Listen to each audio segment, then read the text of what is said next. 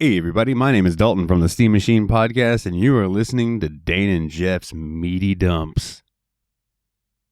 Wait, what? Oh, you are listening to Dane and Jeff's Media Dump. I'll be back in 20 minutes.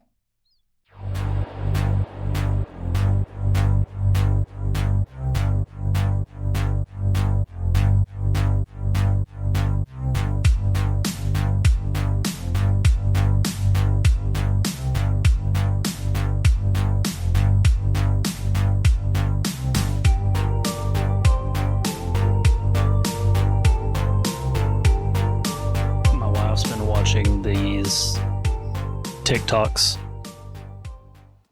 where people are like, you're autistic if, or you're ADHD if.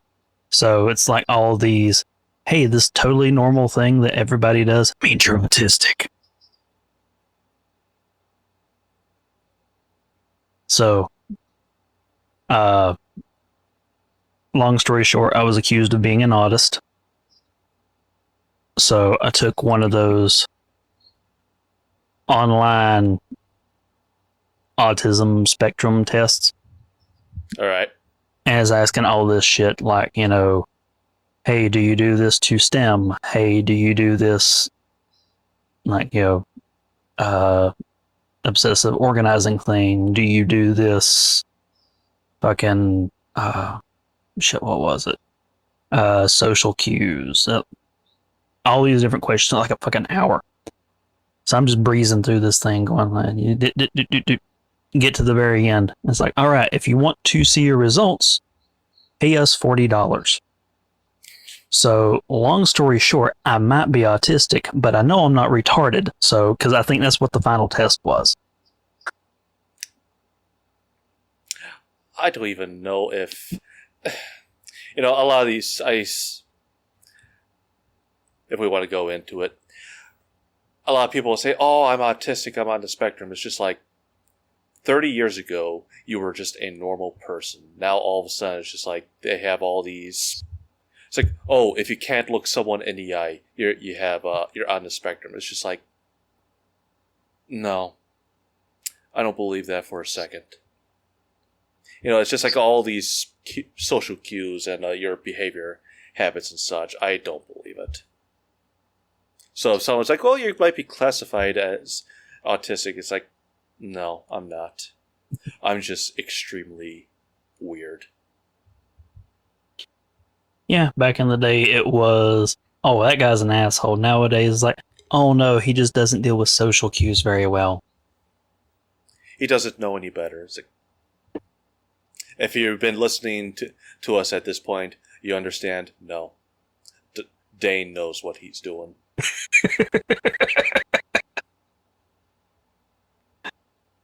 Yeah, I do know.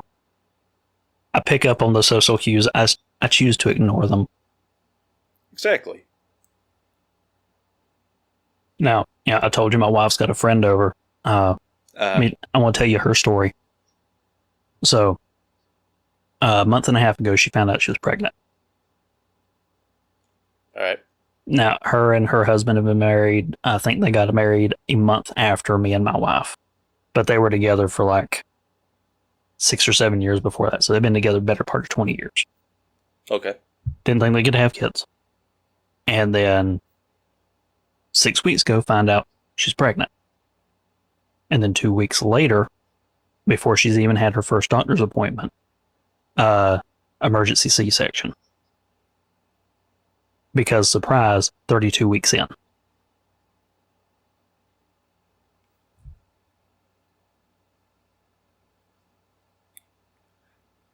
Listeners, I am just staring at Dane with a disbelief. It's like, that is a very dumbfounded expression. How the hell can you go 32 weeks? See, before I start making accusations, she didn't realize she was pregnant until 6 weeks ago. Yeah. So for 26 weeks, she thought that she was just getting fat. That's the thing. Like, my cousin did the same thing. My cousin, when she had her first daughter, she carried her full term, did not know she was pregnant at all, thought she pissed her pants, and that she really needed to go take a shit, went in the bathroom, and had her daughter at age, I think Sheila was like 17, had her daughter in the bathtub by herself, never knew she was pregnant.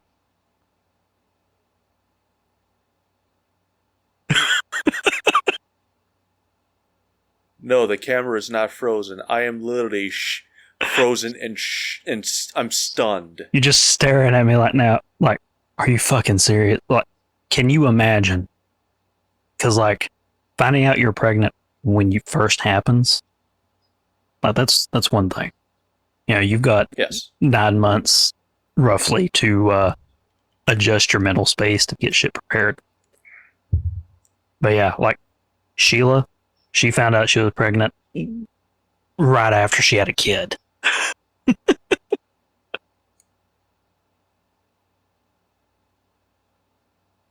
I'm sorry. I'm too shocked for words. How? That's the only word that's coming. That's the only question that's coming through my mind right now. Is just how. I mean, there are dozens, hundreds of signs letting a woman know, but like, hey, you're pregnant. Well, like as another little anecdotal one, when I worked at Walmart in the deli, my manager there, she had a regular cycle the entire time for her final pregnancy. They actually had to do blood work to test because it was one of those cases of, I don't care that I'm bleeding every month. I know what I know. Do a blood test. I think I'm pregnant. And it came back positive, and they did an ultrasound. Like, yeah, some bitch. It's not common, but it happens. Well, sure, yeah. I mean, it happens. Stuff like that happens, but it's. And then people like my cousin who just never really showed for whatever reason. And it wasn't that, you know, my cousin was big and like she's crackhead skinny, but she just never showed. And she always had her regular periods anyway, so 17 in our shitty education system, she didn't fucking know. Of course, she didn't figure out condoms either, so, you know. Apparently, she didn't have sex ed in 5th grade. Because I sure as hell did. But then again, I didn't grow up in the backwoods of North Carolina. No offense. Oh, none taken. I don't know how it is everywhere else, but our sex ed classes were opt-in. So like the parents had to sign off and say it's okay. And it was, you know, divide and conquer. All the boys went to this room, all the girls went to that room. So we got different talks, and like the one male teacher that we had in like a 6th grade span, Mr. Dancy, he was the one who came in. And the two things that I remember the most from that talk was, wear fucking deodorant. You might not think you stink, but you fucking stink. Exact quote. It's true. And I mean, woodies are going to happen. It's going to happen to all of you. Don't be making yourself feel good in class. Those are my two big takeaways. Put on deodorant and don't jerk it in the middle of class. it's a good teacher.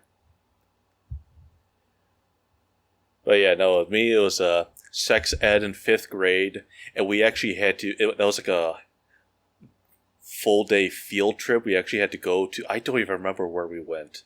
I don't know if it was like we went to a university or, but we ended up having to watch like this hour-long PowerPoint presentation of everything that involved with sex, including AIDS and whatnot. I'm just like, huh. So here I am. Let's see, I probably would have been about 11 at that time, and I'm just like, huh. This is something I didn't expect to learn today. Or, I was expecting to be like, we're going to be learning about sex. I wasn't prepared to be learning about AIDS and other STDs. And on top of that, I had a kind of an immature teacher while I was at it. Immature teachers are the best. Of course. Now, did you have a renewal of your sex ed class whenever you got to high school for like health? Yes, that was, I think, 10th grade. All right, we had it in 9th. Did you have to watch The Miracle of Childbirth? That actually shows a woman giving birth, right? Yep. Yes. So when we did it, the way ours was set up, the sex ed class itself was mandatory, like everybody was doing it. But, and it wasn't like parents had to sign off on it. We could opt out of watching The Miracle of Childbirth. We were given that option.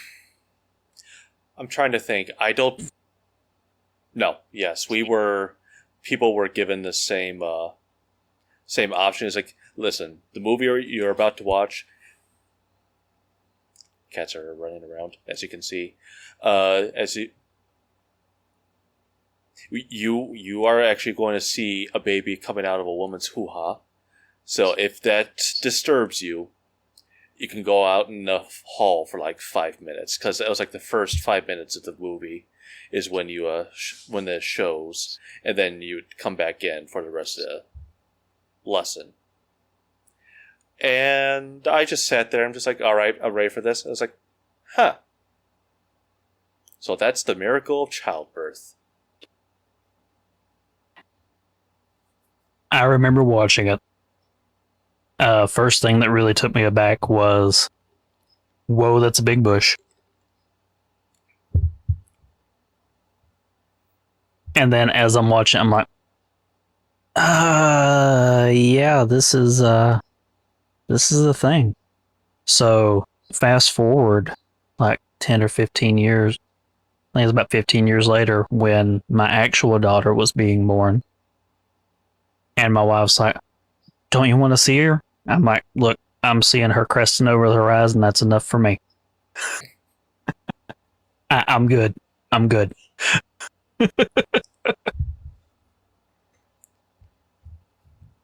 It's the circle of life. Nope. I don't want us to get flagged by Disney.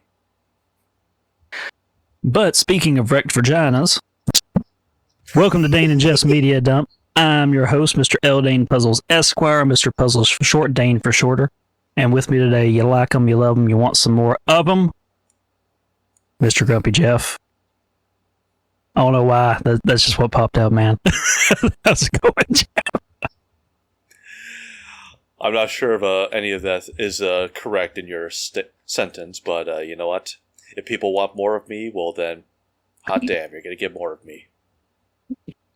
Hopefully you like huge balls. Plenty of that to go around. Like them. I live with them. Hey-yo. Set on them in the summer. Way too often, sir. It is a curse. You know, it's just like, I'm coming. It's been a long day. I just need a nice sit down. Oh, I just pinched one. There is no worse feeling. You get one that's jammed between your leg and just in your underwear. It's just like, oh, God, shit. Well, I'm in pain for the next 2 minutes. The one I like the least is when you get the one stray one. For me, it's the left because it's the big one, who tries to work back and slip in the bee-hole when I'm riding in the car. Because I got leather seats, too, and, you know, it's been hot as balls down here already. So I'm sitting there sweating my balls off in leather seats, and old Lefty's like, let's go spelunking. Doesn't your car have air-cooled seats? That's a thing? Oh, yeah, there's air-conditioned seats. Obviously, it's expensive vehicles, some such as like Mercedes, BMW, and such. But it is a thing. I drive a Honda. I think even Hondas and Toyotas have them. Well, apparently they didn't 15 years ago. Well, no, 15 years ago, no. That would only have been like the real expensive $100,000 vehicles. Now, though, if you buy something from 2025, I'm sure you get them as standard. No, they're all built. They're probably all built with it in there, but you gotta pay a subscription fee to use it every month. True point. That's why I get cloth seats, sir. Well, it was the only real option because my uncle got me hooked on Hondas, and that was the only Honda they had at the Toyota dealership. Because I wasn't driving all the way to Boone at the time to go car shop, and that was where our closest Honda place was at the time. And back then, I didn't like driving any further than I had to. Well, you probably should have just bought a Toyota, because I think Toyota are better than Hondas. I've had Toyotas, and I wasn't that keen on them. Come on, man. A 1981 Toyota Tercel should not sway you away from modern Toyotas. And I don't know if that was Jesse Pinkman's actual vehicle in Breaking Bad, but I know it's pretty damn close. Hold on. This requires a lookup in my mind palace. Well, because of the title, I know we had an El Camino in when everything was said and done and Walt was dead. It was a 1986 Toyota Tercel. I was off by 5 years. See, the first thing I ever drove was an old Chevy Tahoe that belonged to my grandpa. And my first car, when I got my license that was mine, was a Cadillac Fleetwood.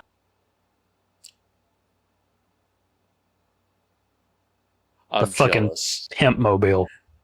Those things are monstrous and very cool. And to think that what I started out driving in I started driving in a Toyota Camry, but my first vehicle was a Chevy Monte Carlo. Nice. It was. Until I blew up the engine. Yeah, I mean, that's always the catch. And of course I regret it now, but it is what it is. When you're young, you're dumb. Yeah, but you think you know everything. No, I know I didn't know everything. That's why the engine blew up. You learned the hard way. I did.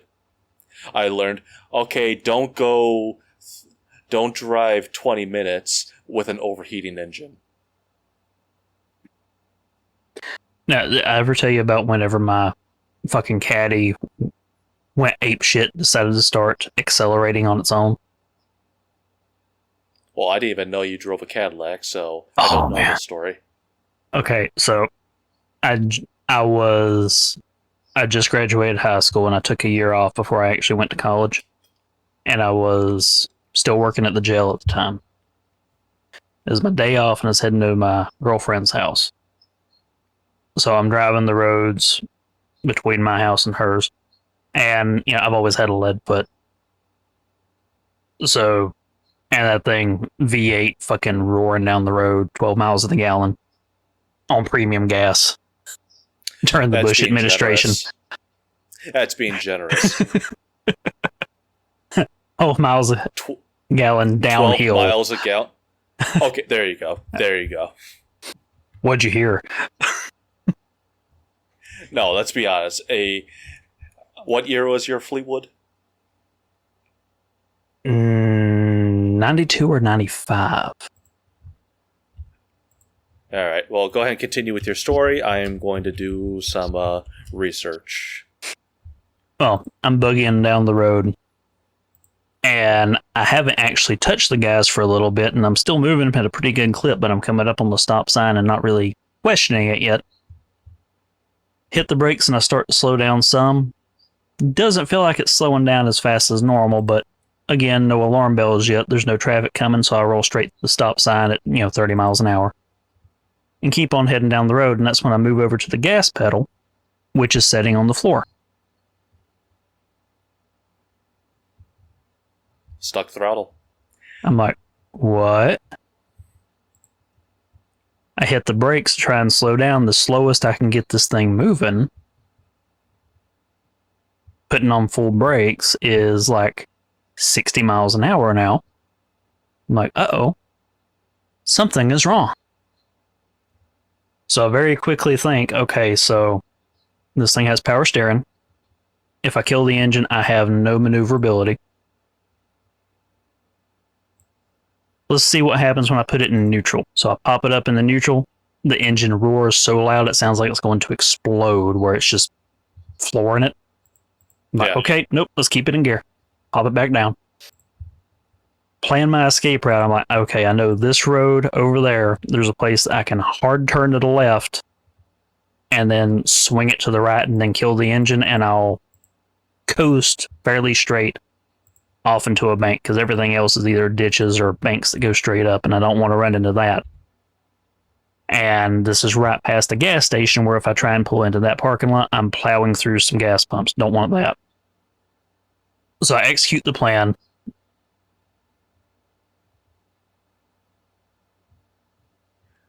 Turn hard, go against, kill it, coast down. And it was all one broken vacuum line. Yeah, that would do it. So you're Fleetwood. It was the big rectangular one, what, right? Yeah, it's boxy as shit.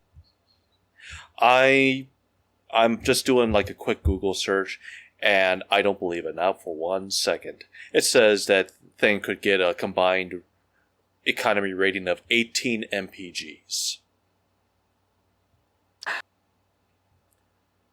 So it had a little thing off to the side that would kind of track what it estimated your mileage was, and I was able to get it up to 18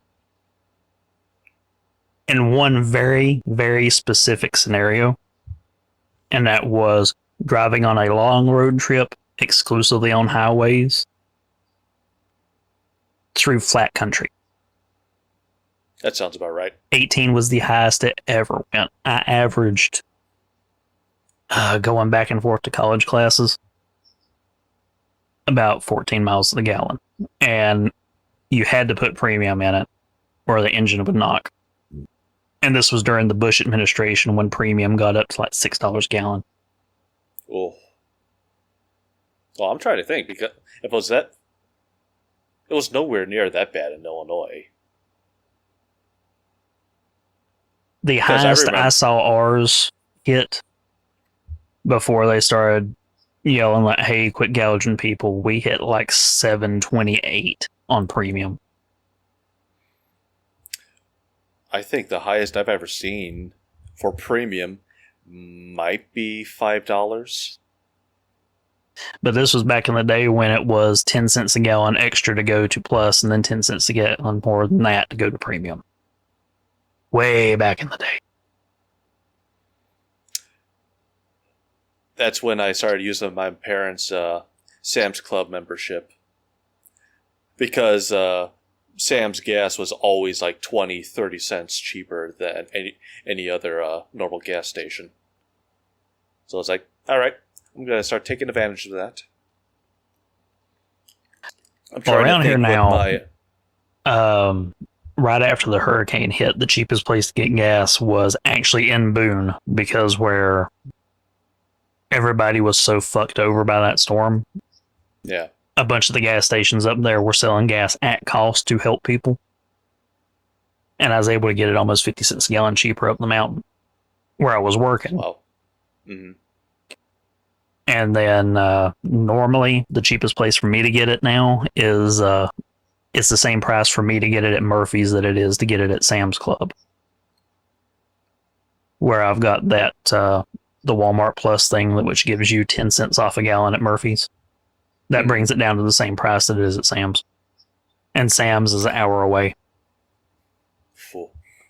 I just get my gas at Costco, and that's, I have a Costco that's about 5 minutes away, and it's about 10 cents cheaper per gallon. And I'm able to just pay for regular, so. We'll see what happens when in the future, when I decide to buy a truck. Yeah, I've been thinking about going, because we've got a Costco about an hour away, maybe 5 minutes away from Sam's Club. I've been thinking about getting a Costco membership. Is it worth it? Yes, because if you also get their Citibank card, then you get a lot of rewards and eventually cash back. So I think it's worth it in the end. I've been told that they sell most of their shit at cost. So most of what they're making the money off of is the membership. Pretty much. And it's still even though if everything else is going up in price, the beef hot dogs in their food court, I think it's like, 2 hot dogs and a large drink is still $1.50. I mean, I can't remember exactly what it is, but I know it's less than $2 for a hot dog and a large drink at Sam's. And theirs are still pretty good. Yeah. Never had a Costco dog. Much the same. It's pretty much the same. It's good. I mean, for $1.50, it tastes great. Only problem with the Sam's Club ones is I burp hot dog after eating one of those monstrosities for about 2 days afterwards. You make that sound like it's a bad thing. It's better going down than it is coming back up. Well, yeah. But at the same time, it's like, you know what? I need to take care of that flavor by adding fresh flavor. And you get another hot dog. Or a bottle of liquor. There you go. Oh. I zoomed back my camera, so now you'll be able to see my cats going berserk in the background more clearly. I know, they keep grabbing my attention just off to the corner, dancing in front of the TV. Yeah. The one you just saw, that was Megara. So a couple years ago, we bought a big old tube of they're plastic springs. They're cat toys. There's like 60 of them. I don't know where the hell 58 of them went.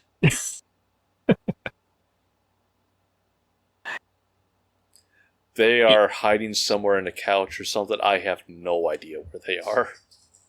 You'll probably find half of them when you finally move. Oh, yes. Very much so. When we moved, my daughter's a little trash panda. Ever since she could get up and move around, she has tried to hoard garbage. And when I say garbage, I don't mean nasty, disgusting stuff. I mean paper, cardboard boxes, just things that she can craft with. But she will try and hoard it, and she will hide it in her room. When we moved to where we're at now, I filled up, no joke, 5 fucking trash bags of shit that I kept uncovering every time we would move something in her room. And this is after we had already boxed up 99% of her toys for in anticipation of the move. Because, she's got the most shit of anybody in the house, so let's go ahead and get started on hers first. We had some toys set aside, okay, these will keep you occupied for the next week and a half. We're starting in your room, because this is the most work. Boxed up all her damn toys, had fucking 15 moving boxes, 20 of just fucking toys. From when I made more money than I had since and just spent it all on her. Mm-hmm. Boxed all that shit up.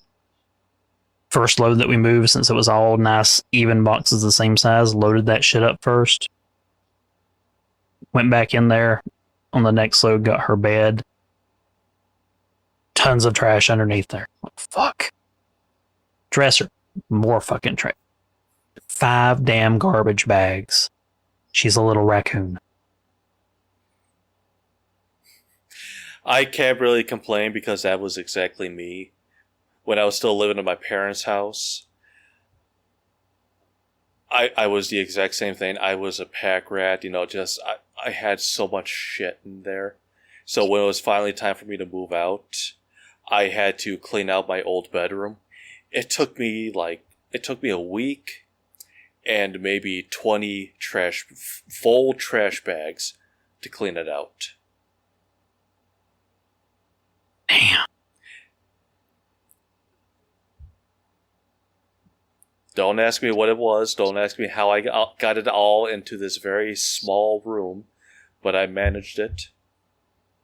And now let's just say if I ever revert back to my old ways of being a complete slob, there would be a divorce in the very near future. I mean, that is incentive to keep your shit together. Very much so. My wife would definitely kill me. And bury you underneath your pile so no one would find the body. Well, she would have a hard time lifting me. So, only if she did it all at once.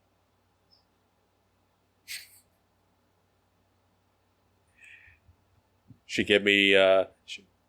She persuade me in some way, and then she'll have me lay down in an unmarked grave. Then she would kill me in there. Not like I know your wife is not native born, but surely by now she has at least transitioned to the standard American woman obsession with like serial killers and murder shit, right?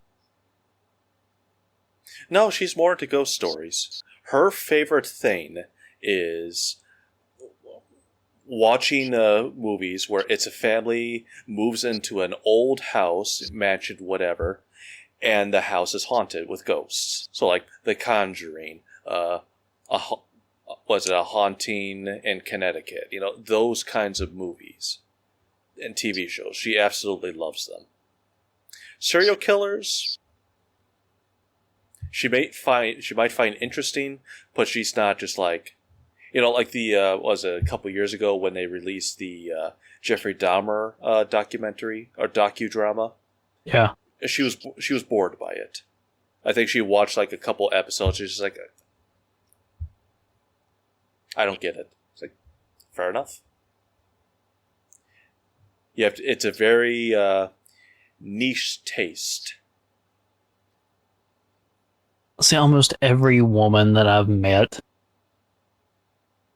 all 3 of them, just obsessed with serial killers. Maybe it has something to do with the people I associate with. But yet, like, it's to the point with my wife that, like, if I ever disappear, y'all probably won't find me.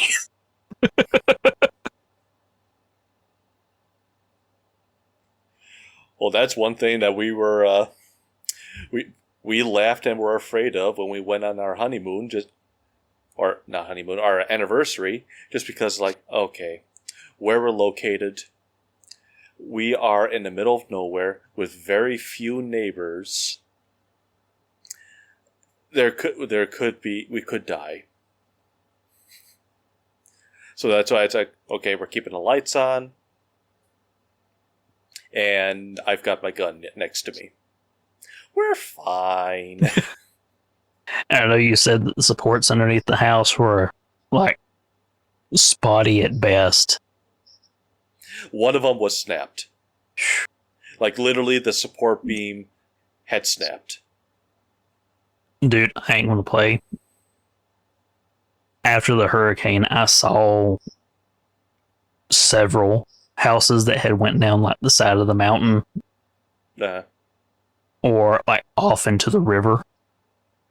There's actually one spot where there's still one setting in the river. that they just haven't done anything with. It slid off the fucking bank and down a ways. Like, you can still see where the foundation used to be, like a quarter mile up. Like upstream. And this house is just fucking sitting there. Still standing. But, you know, in the water. I don't know. I mean, if this house did, when it finally goes, I don't think it's going to go into the river, the Mississippi, because there's the distance between, or because there's a gravel road, like at the bottom of the hill, and that's still a good 50 feet or so away from the river. So I don't think it's going to go in the river, but it still would tumble down the hill in ruins.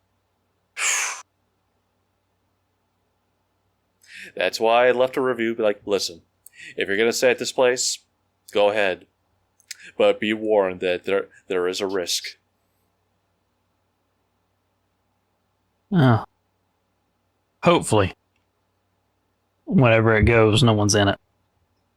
Yes, exactly. Otherwise, the owner is going to have quite the lawsuit. No, if the whole family's in there. Get them all in one go.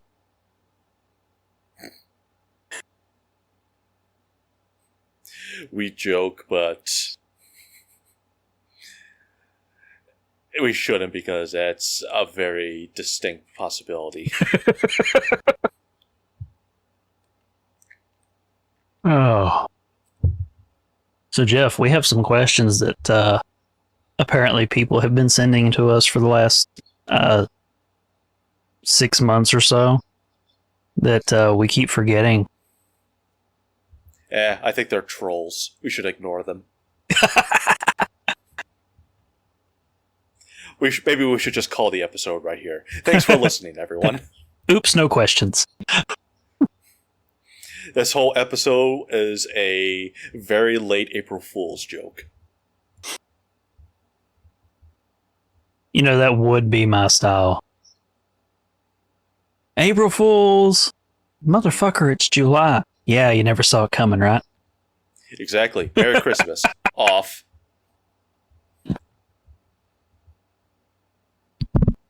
Well, here's what I was thinking. Since All right. I do not remember what the last actual question we answered was, because I've copied them over several times. I say we just start at the newest one and work backwards, because eventually I know we will hit something that is obviously a repeat. Sound like a working theory to you? Sounds good to me. I should get to where the hell is it? The show questions. All right. So, working in reverse. From Dalton, it's an infographic. And this one's a mouthful, so I hope you're looking at it, because I'm only reading it once. People at home, take notes. If it's the one I'm looking at the picture, I actually just answered this in a different Discord a while ago. Now I need to go back and find out what my answer was. Yeah, you better be consistent. We've got at least one person who's going to call you out if you don't answer the same shit. Probably Nate. Well, I don't think they're part of this Discord, so I'm fine. So, the question is, you can only pick 3 80s movies.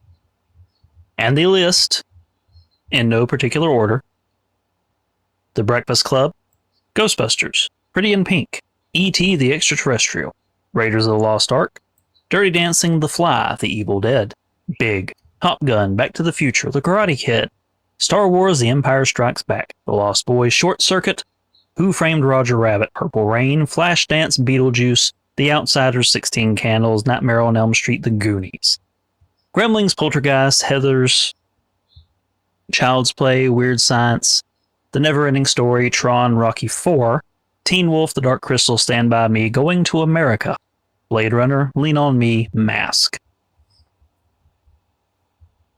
So Jeff, So 80s When I movies first are put- kind of our thing. they are. And there's like 20 some things on this list I could see us doing dedicated episodes to. Absolutely. And you know what? One of them is definitely one of my picks. Oh, it's one that you definitely want to do at some point. Oh, absolutely. Because the actor in it, I absolutely love. He's one of my favorites. He doesn't really do a lot of A-list movies, but every time he's in a movie, you're just like, God damn it, that man is charming.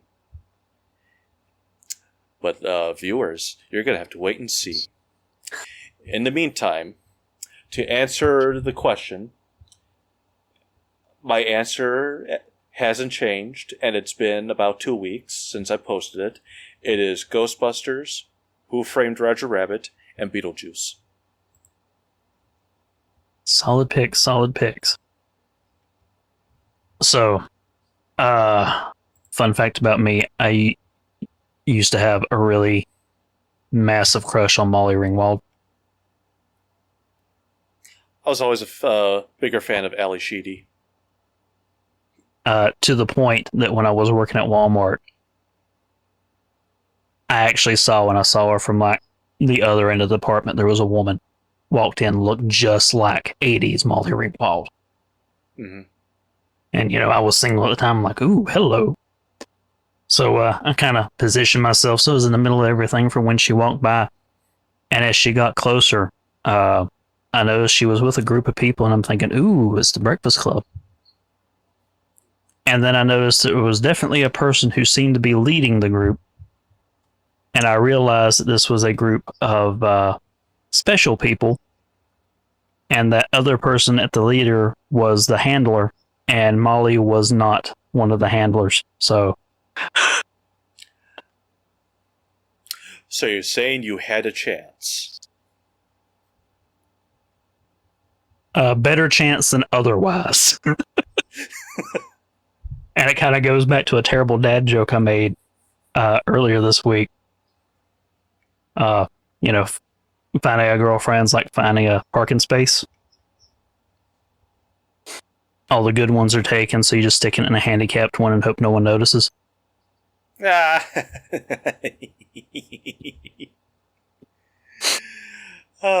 You So anyway, I scratched that off my dirty bucket man. list. You dirty, dirty man. So anyway, my 3 picks. Yes. Hey, you guys took like a month and a half off. I wonder if Dane's been saving some weird shit up. Oh yeah. Wait until Of course next he time. has. So obviously, I'm going to throw the Breakfast Club in there because I think we've got like 3 Molly Ringwald movies on this list. And I genuinely do just really like the Breakfast Club.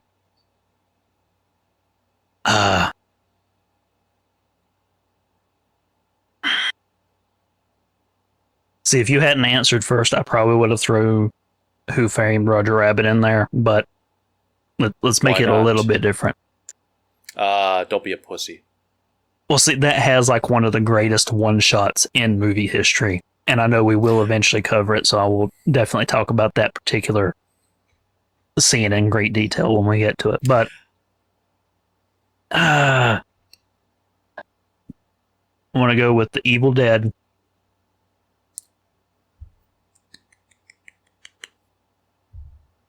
I would say Blade Runner, but this has to be the original cut. And like, I think the 3rd director's cut was the best one. So I'm not going to pick Blade Runner. But for my other one, just because I've got tons of fun stories about it scarring me as a child, The Never-Ending Story. The fucking I've never Gamork seen- haunted my nightmares. I've never seen Neverending Story. Well, I'm still watching it myself.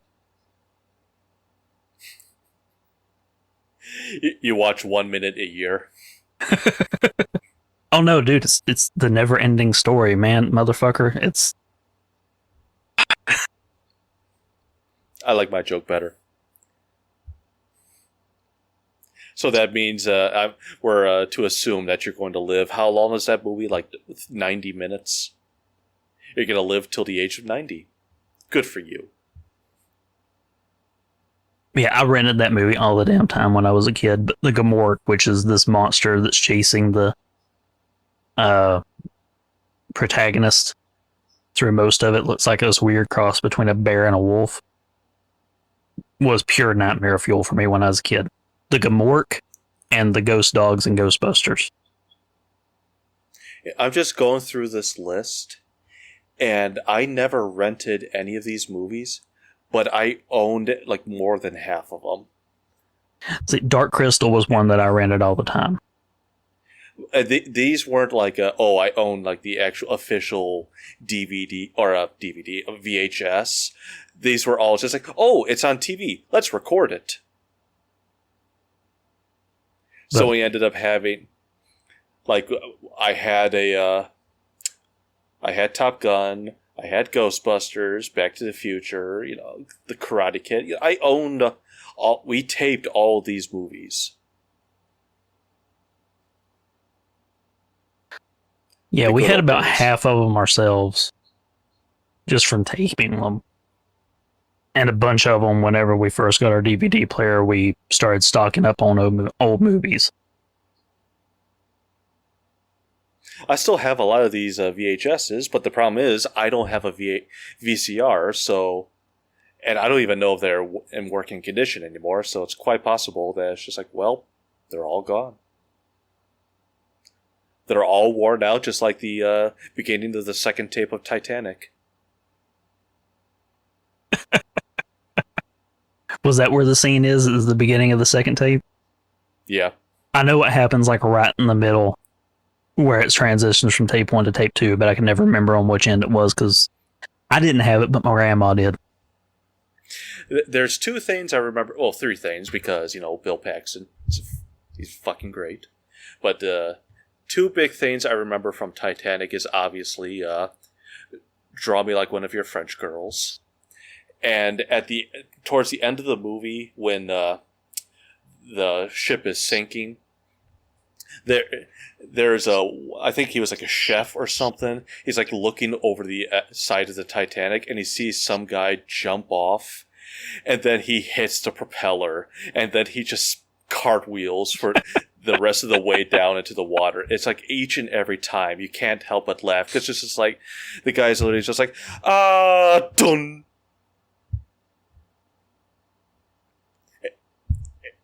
At the end of the day, the Titanic is really just, when you take the framing device into account, a movie about an old woman talking about some strange she got on a cruise. And it's quite possible. I think one theory I heard is that she's making the entire thing up. Jack was just a figment of her imagination, just to give her a reason to get away from Billy Zane. I've also heard the theory that Jack was like a time traveler or some shit. He's the Doctor? Who? Ha ha ha ha! All right, let's see. Next question. Let's see. I'm assuming it's Kana's. What is Jeff's wrestling entrance music? You're in Grumpy Jeff's, I think. Either that or you skipped. Nope, you skipped over the next Dalton question. What's the Dalton question? So, and I've thought on this one. I haven't come up with anything really good.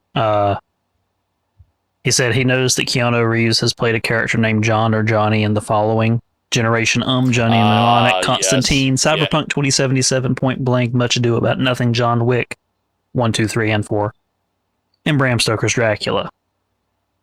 Mm-hmm. Are there any other actors that seem to play characters with the same name a lot, other than that character actor who has played Hector almost every movie he's been in.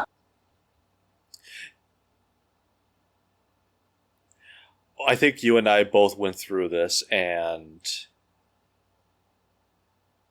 I think at one point I did look it up and I had an answer, but now it's been a month and a half, almost 2 months. Not a chance in hell I'm going to remember this. Yeah, I looked it up, and there were a couple of actors who have played people with the same name a few times, but I did not find anything as consistent as Keanu Reeves playing Johns and Johnnies. Correct. I think you and I came to that conclusion.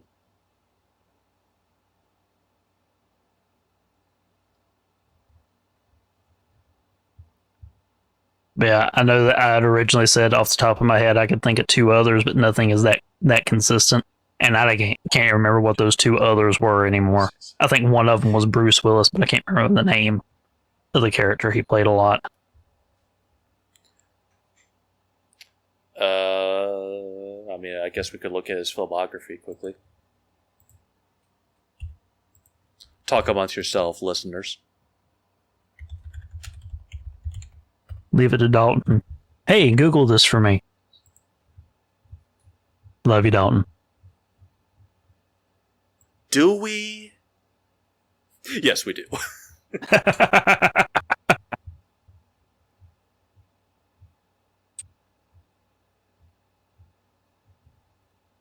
Why aren't you telling me his filmography?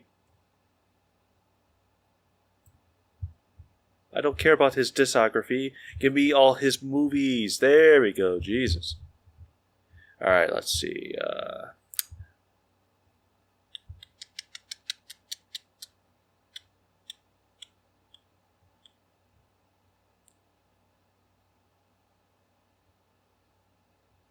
No, not really. I mean, he played... there's 2 Johns and 2... Joes. Oh, there's actually... And 2 James. Obviously, John McClane and John Smith in Last Man Standing.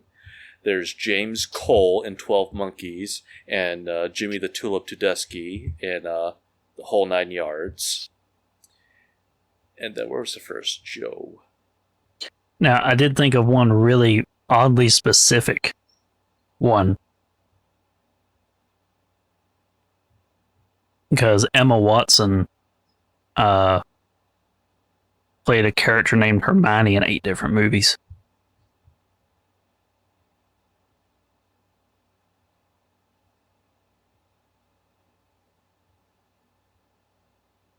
Sorry, I'm just going through... I'm still going through Bruce Willis's discography. Or filmography. He's got a discography, too. Yeah, I know. I said that. I'm like, that's not what I'm looking for. Bruno. Now, one thing I can think of, there are several actors who, while it's not the same character names, they play essentially the same character in every fucking movie. Like, Ben Stiller is always Ben Stiller in another Ben Stiller movie. Yeah. Just like The Rock in another Rock movie.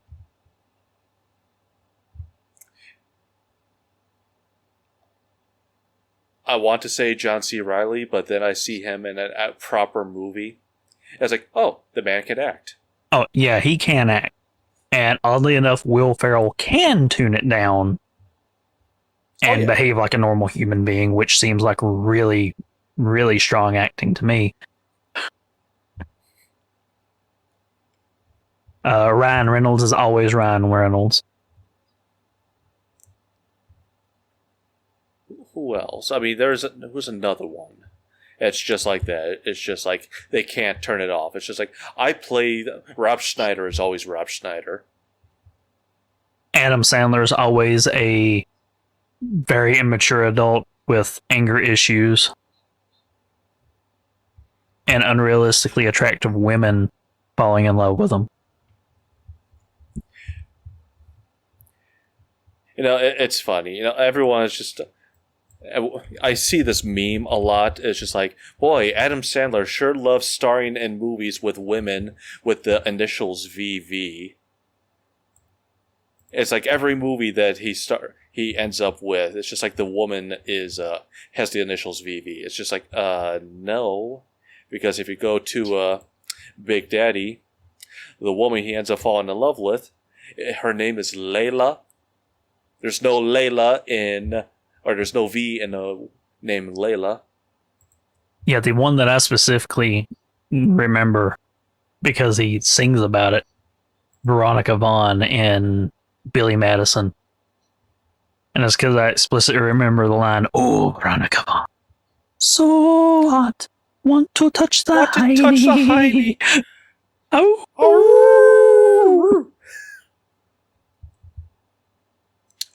We did not grow up in the 90s. You can't prove it. Adam Sandler was the shit in the 90s. And now I find him annoying. Yeah. Finishing up puberty will do that to you. Yeah. However, I still love Spanglish and Click. Those are great movies. Click was good. I really liked 50 First Dates just because of how secretly depressing it was. It's also the reason that the one Ben Stiller movie that I actually liked, The Heartbreak Kid, where he just kind of fucks his entire life up on repeat and doesn't actually get the happy ending because he's still doing the exact same shit and setting himself up for failure. I'm like, hey, a rom-com with a ending where the dirty son of a bitch gets what he deserves. Like, I kind of like that. Wow. So movies can be real. Only unrealistic part was he gets a second chance, but, for that character, if he got a second chance, he definitely would be fucking it up again. That's why I like watching... Actually, I've only watched it once. But I know every time when I watch it, it's like, man, I am glad that these talk about Requiem of a Dream. I'm like, wow, all four of these major characters are terrible, terrible people. I'm glad they got what they deserved. Two of them end up in prison. One of them lost his arm to gangrene. One of them got a lobotomy, I think. And you could say the only good one that made it out of it was Jennifer Connelly, because she gets money, she gets drugs. All she has to do is just appear at a certain Keith David parties.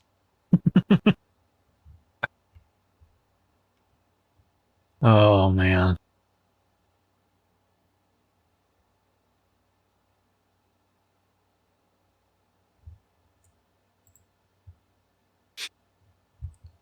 So let's go to the one that you addressed earlier from Kana. What would your wrestling entrance music be, Jeff? Because I know what I imagine for you. All right. The truck driving song by Weird Al.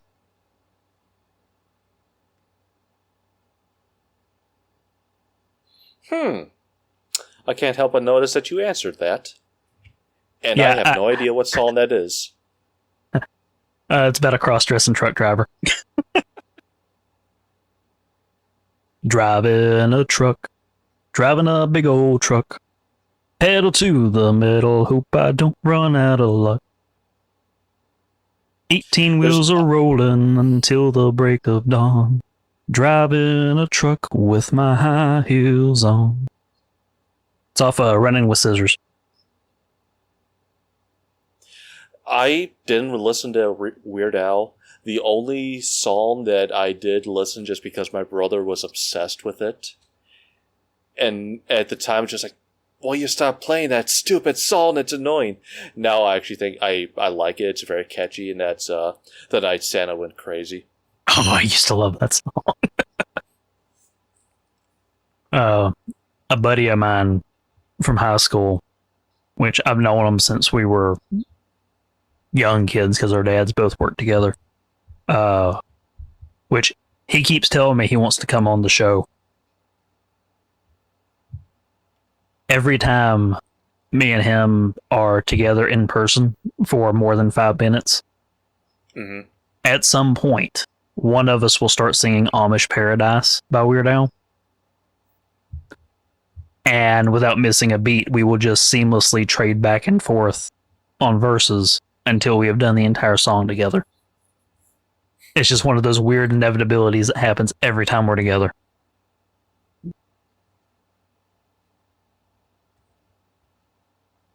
And I don't know when it started.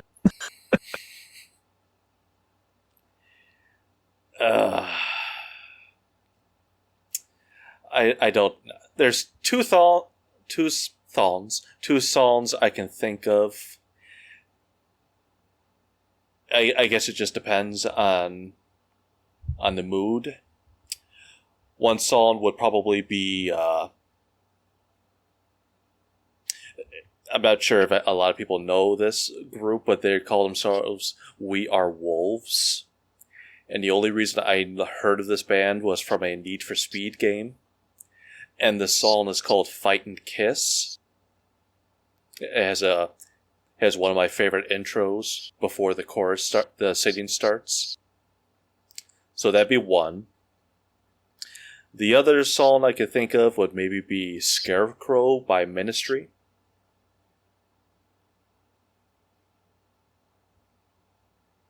Just because that's also a badass song. I love it. And because of it, it's just like, oh wow, this band Ministry. What more stuff do they have? Oh wow. They got some great stuff.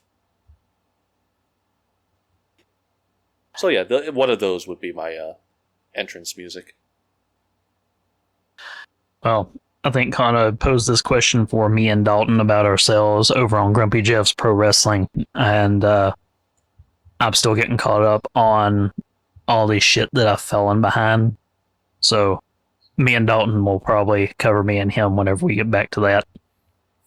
Hopefully we should be starting that back up again soon. Yes. I know how much you love that wrestling show that we named after you, Jeff. Absolutely. I listened to every second of it. You fucking liar. You can't prove it otherwise. Oh. So, next one in line. From our buddy from down under, Adam. Yes. It's a picture full of slashers, monsters, and various other villains from horror movies. Pick 3 and to protect you, and the rest will try to kill you. So, I recognize most of these things.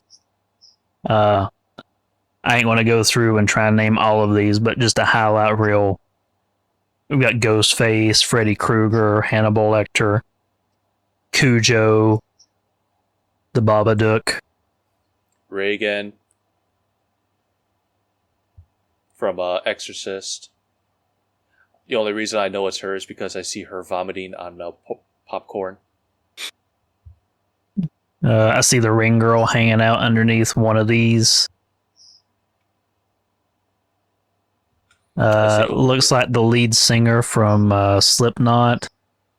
The Pale Man. Is it Pale Man from Pan's Labyrinth?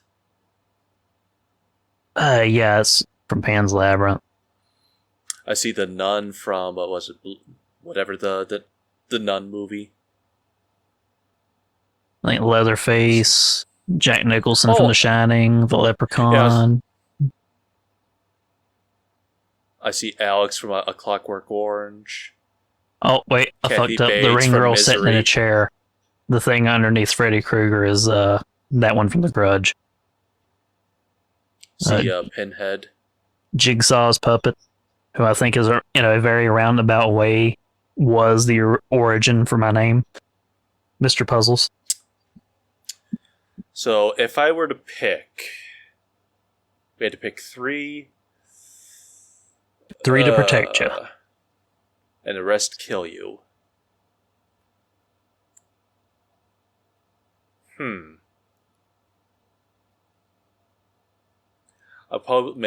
think Jason Voorhees would be one of them. Jason's a solid pick.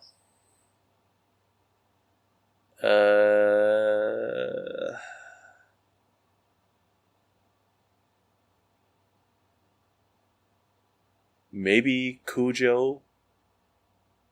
Oh, I see the Blair Witch symbol. Did you see that one? No, I don't. Oh, shit. Yeah. Right, right. I see it. Oh, okay. Yeah, I'm gonna do Cujo, and I'm also throwing in Carrie. Any particular reason those three? Well, what'd I say? Voorhees, just because, he seems like a unstoppable force. That's why they made, 10 movies. And he still hasn't been stopped yet, so keep it up, Jason. Protect me. Cujo, just because, he's a possessed demon dog. I mean, who wouldn't want that? Have you actually watched Cujo? No. He just had rabies. just the rabies. You say that as that's a nothing thing. I mean, look at him. He's covered in blood. So obviously he kills. He goes for the nads. Cujo sick balls. And me being the grand gonaded co-host, I'm in serious trouble. So that's why he is going to be on my team. And there also Carrie, just because, man, she that a strong telekinesis. Hell yeah. She's like a real live gravity gun. So, the ones I'm going with, I'm going to game the system.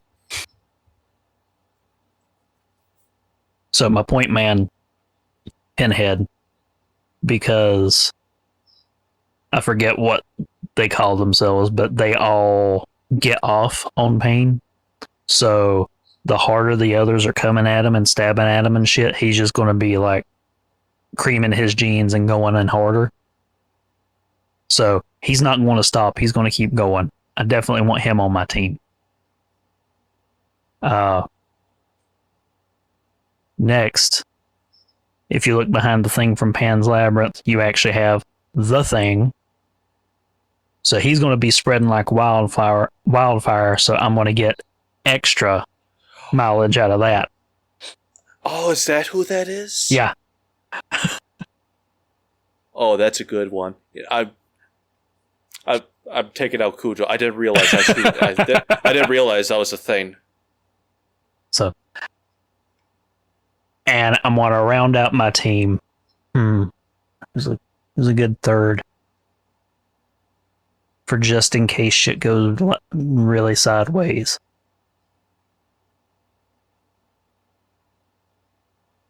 You know what? I'm going to take Freddy with me just because I really like his energy. And I want him to be rooting on the other two, yelling and calling everyone bitch the whole time. You know what? You know what would make this picture all the more great? If they weren't in a movie theater, but if they were on the Event Horizon. Hey, you don't know. You didn't see every room in that ship. Maybe it had a theater chamber. What is the significance of the camera? It's right above the goat, bottom right.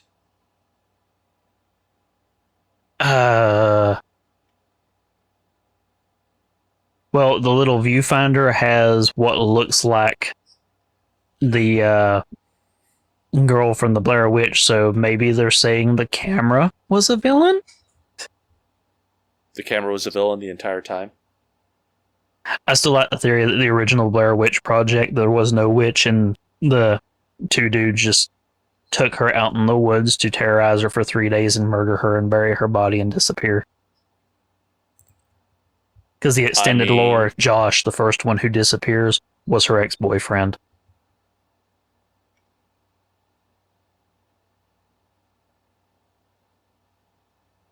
That is actually canon to the movie, that he was her ex-boyfriend.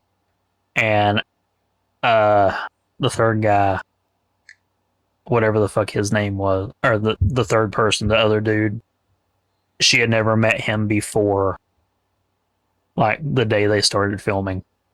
Yeah. Which sounds pretty That sus makes to me. sense. Yeah, it makes sense. Yeah. I mean, they It's like, went on to what, you're- ruin what- it with the other movies, but, you know, that's a really solid, like, secret plot going on. My wife doesn't like that movie just because she doesn't care for that whole, it's like, was it found footage? I mean, I get it. I mean, at the time, it's like, wow, this is kind of revolutionary filmmaking. Now, though, it's just like, it's kind of done.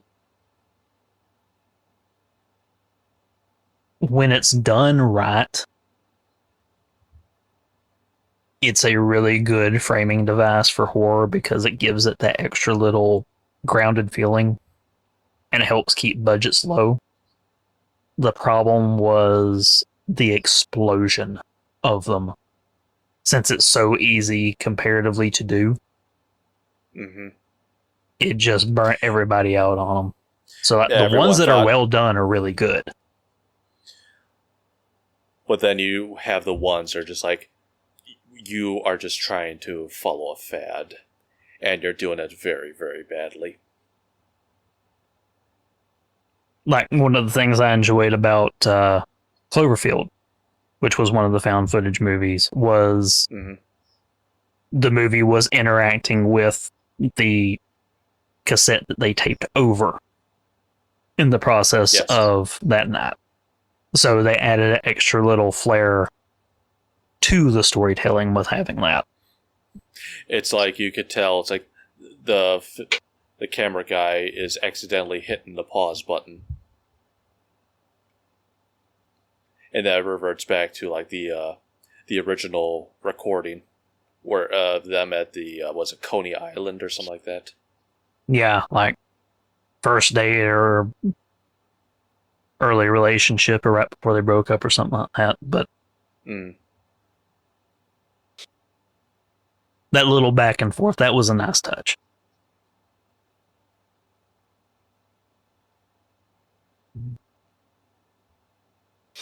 So we ready to go next one up in line? Listeners, let us know who has the better team. Probably it's you. Well, I did game the But fuck that- out but of that- that system. But then again, Jason did defeat Freddy. But did he? Because he was winking at the end of that movie. I mean, if you were just ahead, wouldn't you wink to the camera as well?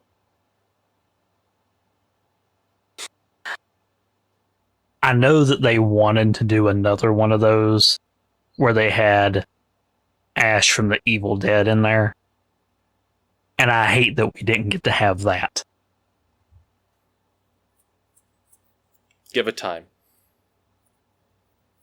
Even though I think at this point, Bruce Campbell is like, nah, I'm done playing Ash. I think Which the is biggest... sad. Yeah, well, I think he said that he would do like a voice role if they did like something animated. Mhm. But after they canceled Ash versus the Evil Dead, he pretty much said, "Yeah, I'm done with Ash Williams. I'm not going to actually put on the chainsaw again."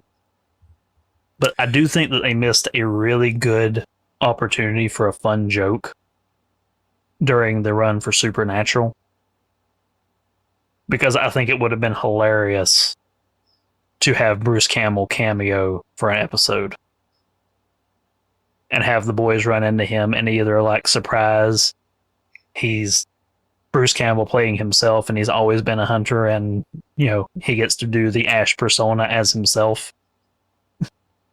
or some shit like that. They should have had him in that show at some point.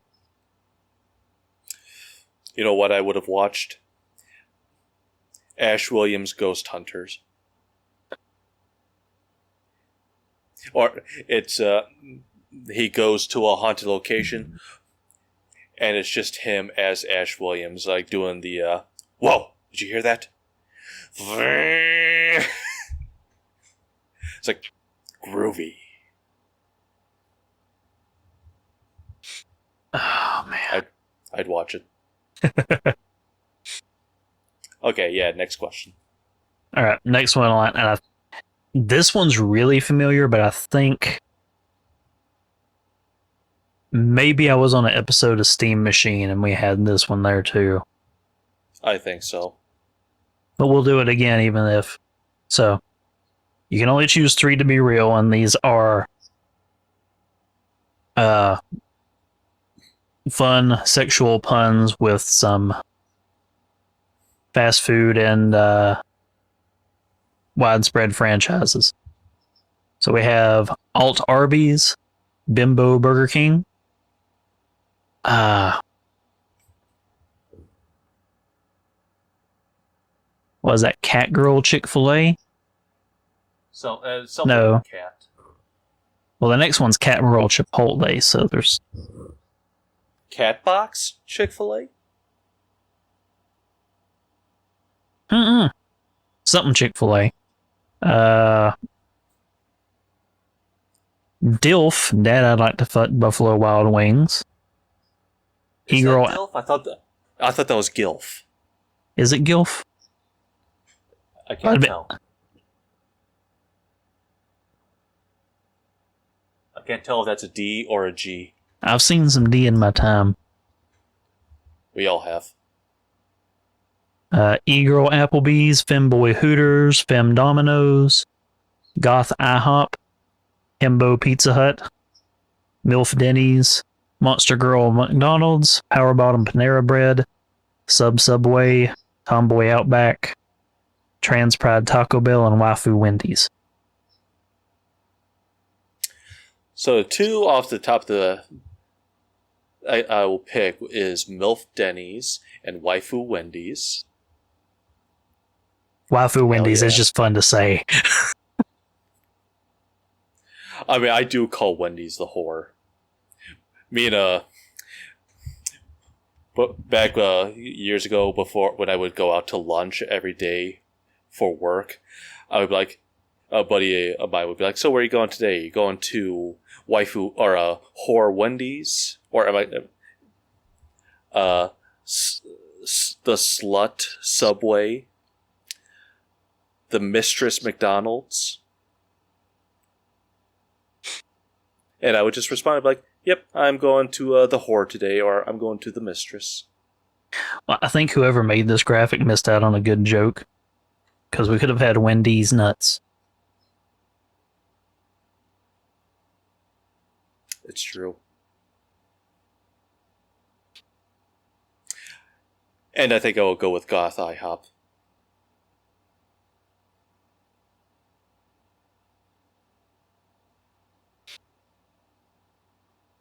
They should have given the O and P in the little IHOP smiley, like really heavy eyeliner for this. Little extra on top for the Goth IHOP. They should have, but they failed, so what So- can you do?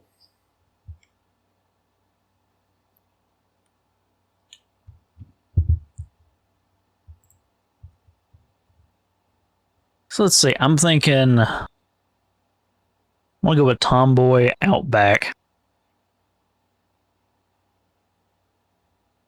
Catgirl Chipotle.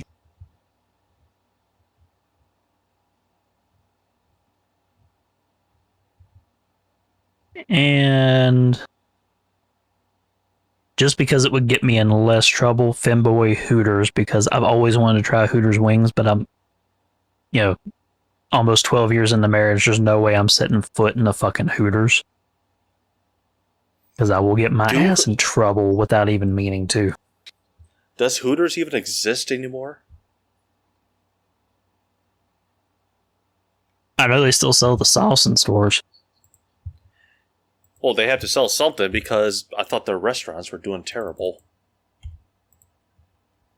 I mean, it wouldn't surprise me that they're doing terrible, but I don't know. I think they're still open. Oh yeah, there's the one that's 7 miles from me is still around. So, all right, there you have it.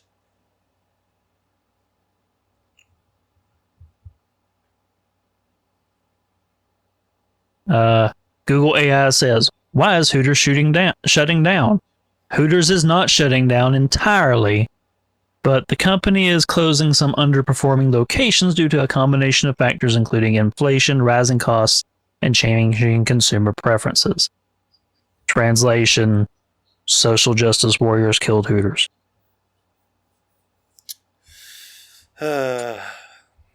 People just can't go out and look at big boobies anymore. At least not while they eat their hot wings.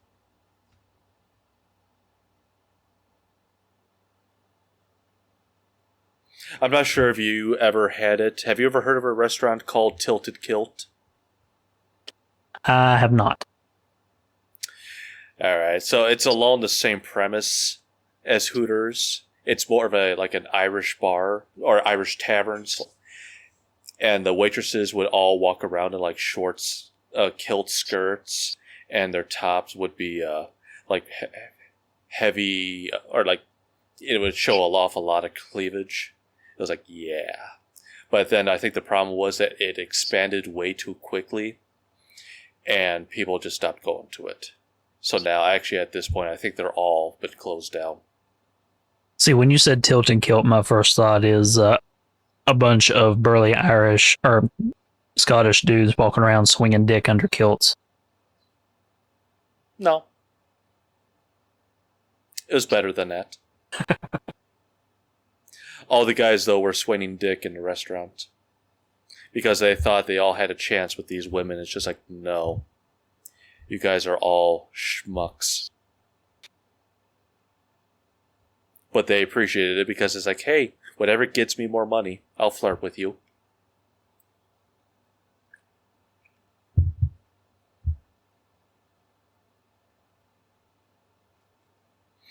I will, if we're going on to the next question, I am going to be embarrassed. I don't remember my answer because this was back in January.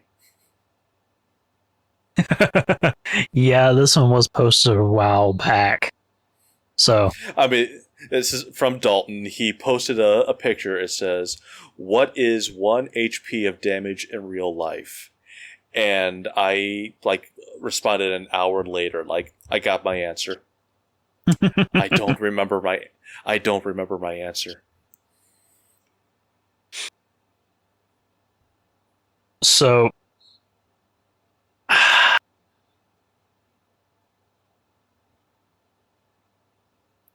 I'm going to say 1 HP of damage in real life. When you're going down a flight of stairs and you don't realize there's an extra step. So you step off thinking you're landing flat, and then you go down and go, and it kind of jars your whole body. Yeah. And it doesn't feel good. But you're like, oh, shit.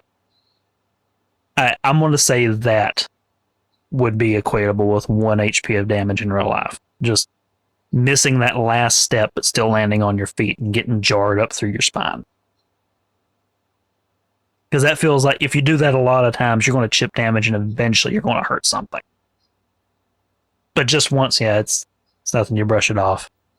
Do it 1,000 times, you broke your ankle. You brush it off, hoping that no one saw you. Kind of like when you're walking down the street and you stumble a little bit and you're worried that someone saw you, so you just keep every few steps doing that until you get wherever you're going because you'd rather people think you're weird than that you'd almost tripped.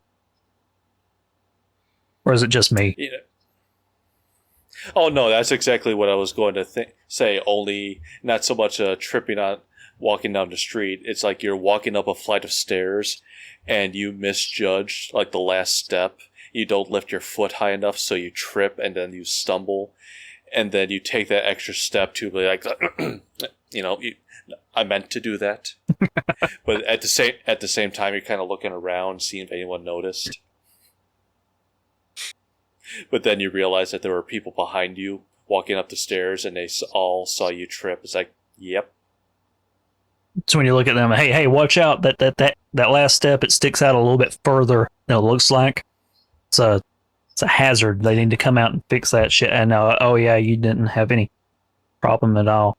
Well, yeah, good. Glad to help. Good thing I warned you. You see, the first thing that popped into my mind with answering this question, but now that I'm thinking about it, maybe it's 2 HP of damage. It's plucking a nose hair.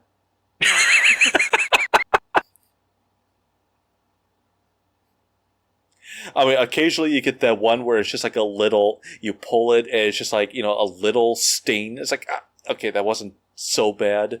But the next one you try to do, it's like it just hangs on just a little too long, and then you like yank on it, and that's like 5-10 points of damage. It's like, shit, no, God.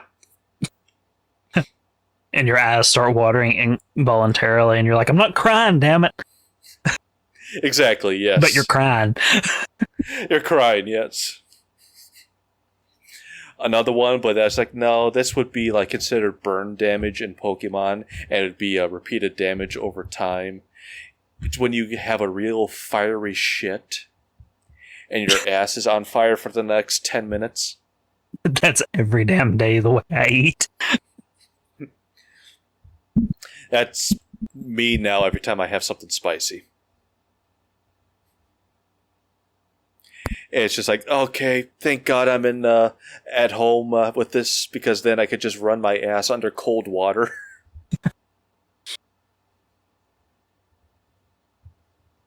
And see, now we have a bidet here in the house. I should probably actually start using that thing. I still need to invest in one. So I gotta. If Amazon's, original price versus the sell price is to be believed, I got a killer deal. But how much do I really believe that they were ever charging that much for it to begin with?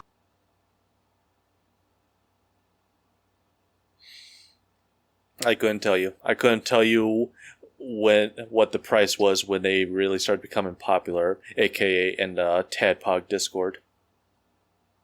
Back when no one could buy toilet paper? Exactly. So it's like, I invested in a bidet. It says I got it off of Amazon. It's like, okay, let me look at them, see what they're priced at. I don't remember. I want to say they weren't terribly expensive. So I lucked out during the toilet paper famine because we always shopped our shit paper at Sam's Club just because I'm cheap. So we would buy this massive 50-roll case. Whatever we needed it. And 2 weeks before lockdown, we had just so happened we had went and got a case. So we didn't have to worry about it through all of that shit. By the time we needed another case, everything was back to normal as far as toilet paper supplies were. It was the same exact thing happened with us with Costco. And what the great thing was, it was the Charmin 3-ply that was on sale that week. So I was like, oh, thank God, I have some smooth comfort while I wipe my ass. Oh, and now everyone can't find any toilet paper. It's okay.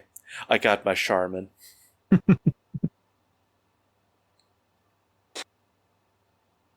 Oh, thanks to social distancing, you didn't have to worry about anyone visiting and squeezing it.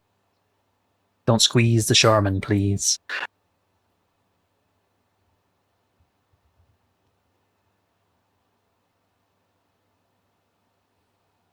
Alright, so now it's my turn to admit that I forgot some shit.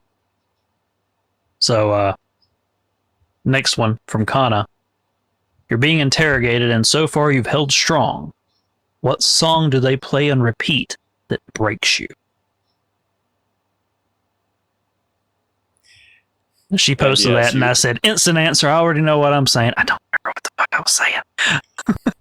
I killed whatever brain cell was holding it that night.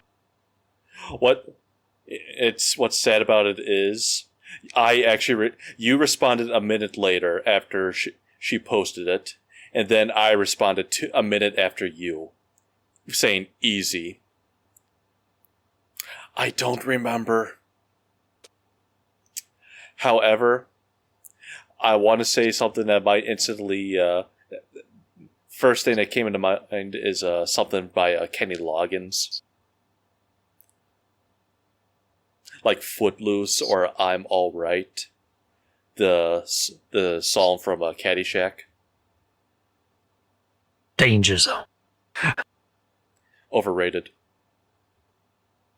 Oh, I just like it for the Archer reference. Danger Zone. I want to go with that song off the annoying ass ride at Disneyland. It's a Small World After All. I would totally crack.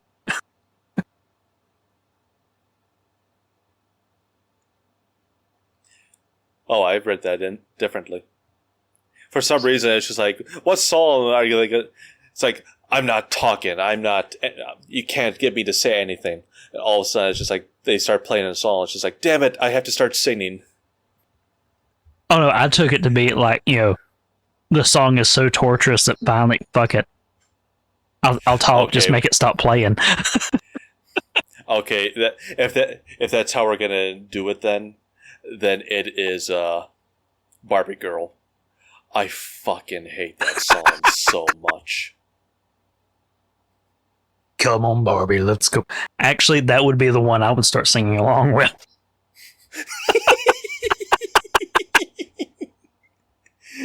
Yeah. So I am going crazy, and you're just like right next to me. You just go like, "Come on, Barbie, let's go party!" Ha ha ha! Yeah.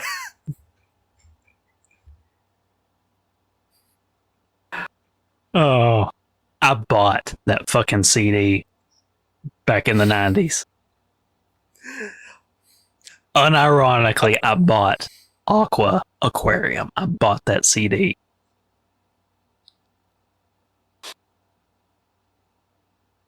And when we watched the Barbie movie, like, it was the end of the movie, I'm like, those sons of bitches really didn't put that song in here. What the hell is wrong with them? And then they did the remix to remove the sexual content and played it during the ending credits.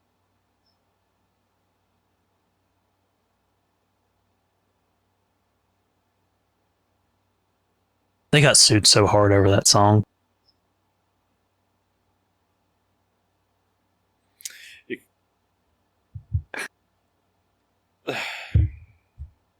We've got our buddy cop movie scene now. We're gonna have our Brooklyn Nine-Nine moment. You screaming, just make it stop! Make it stop! Ooh, oh, ooh, oh.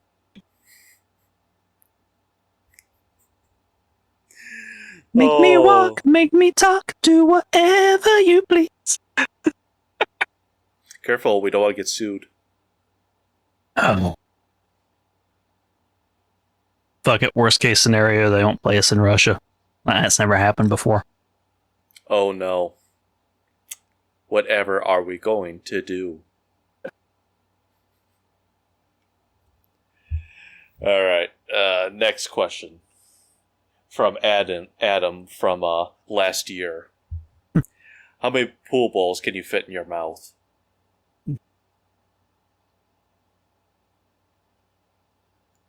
It depends on the size of the pool ball, because I remember growing up, we had a much scaled down version of a pool table, and the balls were about maybe the size of an Oreo.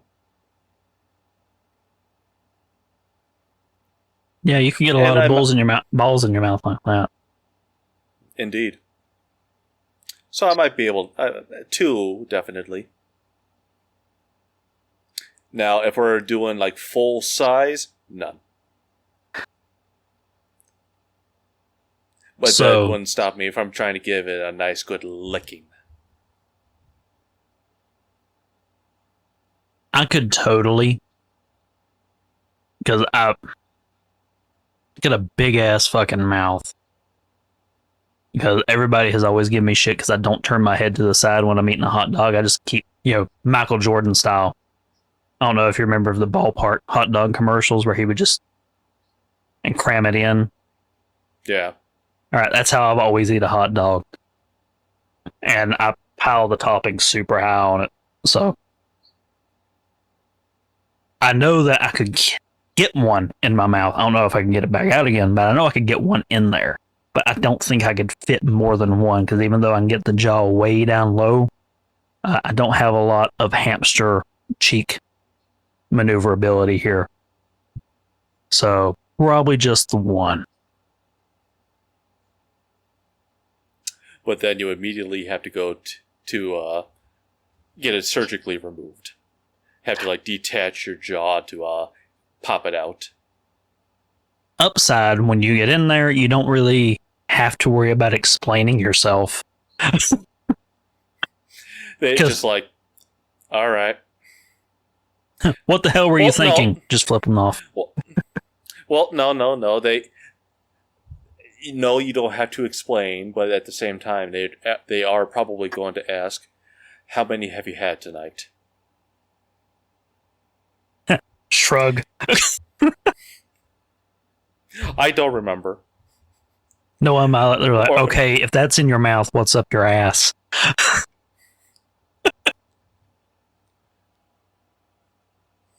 And then you just pull out, I don't know. I don't know what you shoved up there. Yeah, in that situation, I would have to at least make it interesting for them and pull a Jackass the movie and pop a toy car up there just so that they've got a good story for everybody else who wasn't working that night. Or you'll cause that the nurse / doctor be like, okay, that's it. I'm done working here. I want to get transferred. I had this real dumbass. I can't deal with these people anymore. How many members of staff can I make resign in a single night?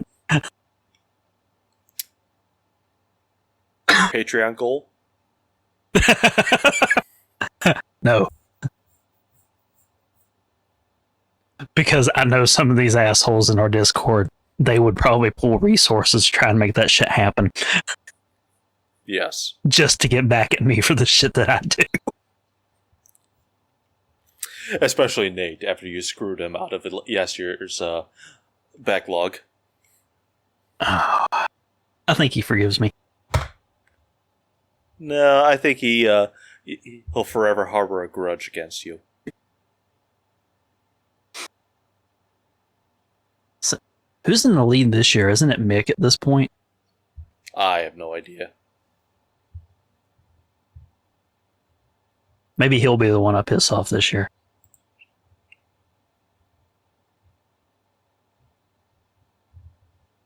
So, Jeff, the most important question of all so far, from Kana.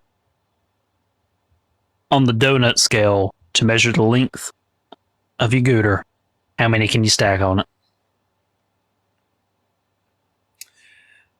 Are we talking flaccid or full length? And what kind of donuts are we using? Because there are different kind of thickness. Obviously a cake donut is thinner than a yeast donut. To me, a standard donut's a Krispy Kreme.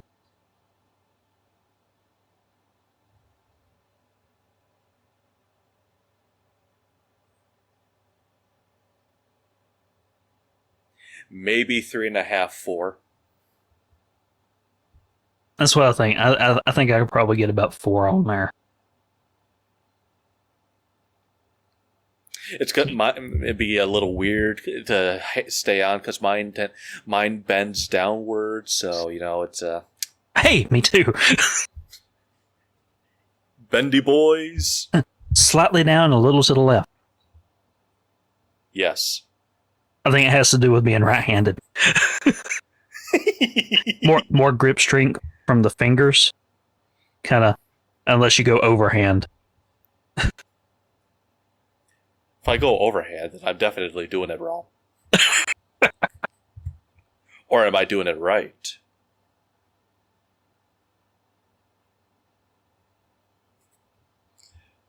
I miss Krispy Kremes.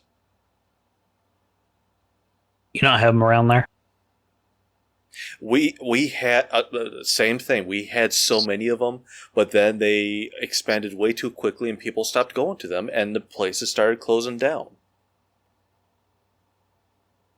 I mean, I remember high school marching band.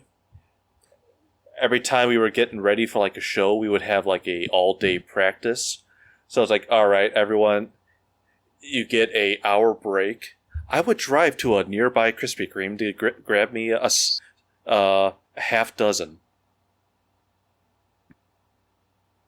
My wife found this app a couple months ago. Maybe it's been longer than that. Maybe it's been about 6 months. I don't know. But Too Good to Go. Have you heard of this thing yet?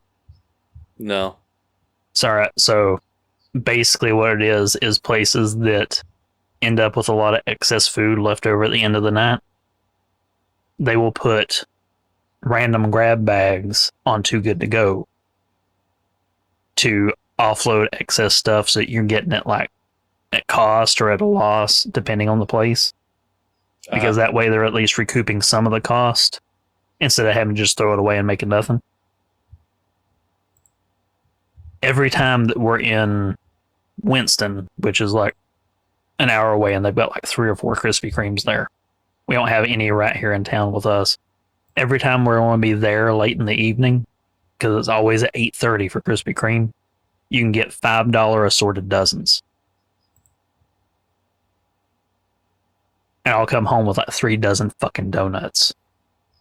Hell yeah. For the price of what 1 dozen assorted is at normal price. So I'm just doing a quick Google search, like what the closest Krispy Kreme is to me. It's 13 miles away. Where I had like 5 in a mile radius alone back in the 2000s. My closest is like 40 miles away.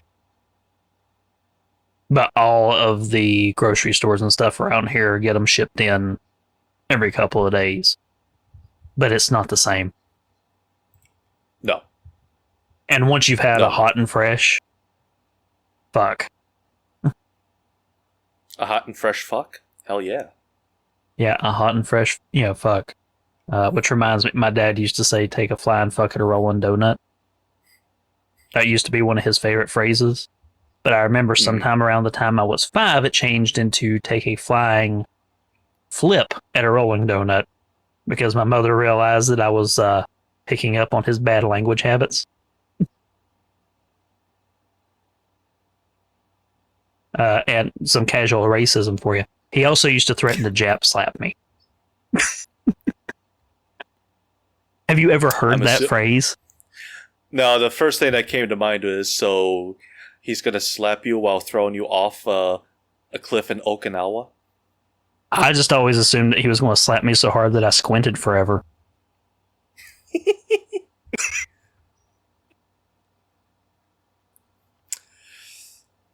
So every time we go to this international grocery store that's close to home, inside they're not fresh. It's just like it's a prepackaged thing, but they're like European style lemon cream donuts. They become one of my favorites right now. They're wonderful.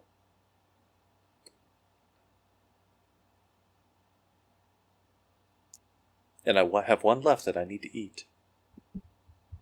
Boston cream's always my go-to if I'm not just eating a regular Krispy Kreme. They're fine. I prefer a jelly donut. That was the only one when I was working at Walmart for a while. Most of them always seem to have a Subway in them. But for a long time, ours had a Dunkin' Donuts, and that was the only donut that they sold that I could stand, was their Boston cream. But I fucking love the coffee.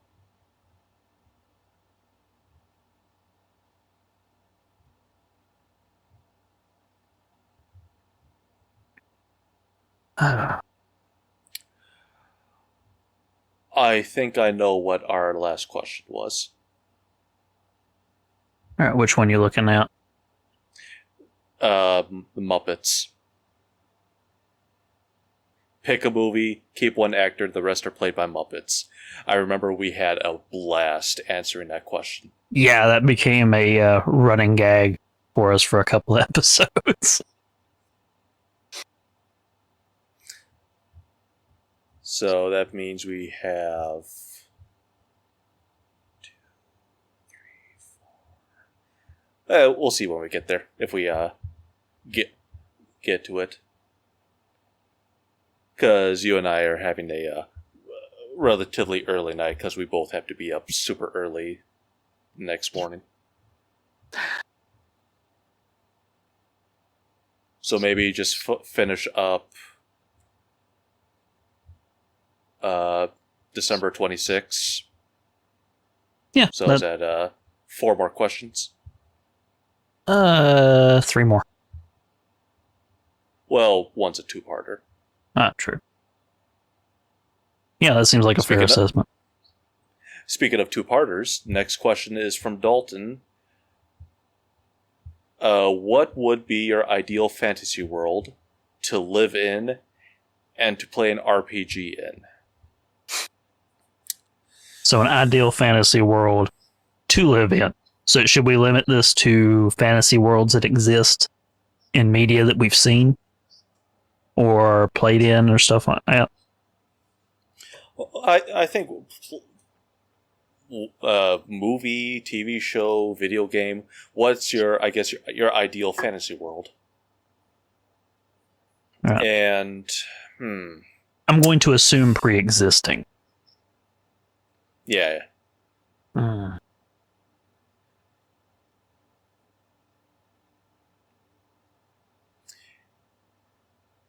And I think I kind of have to, So are we just living in it as we are, or are we living in it as the character in the game? Because this will change my answer. I'm going to assume that we're isekai'd into it, so it's us just thrust into whatever the fantasy world is, and now we just have to live it.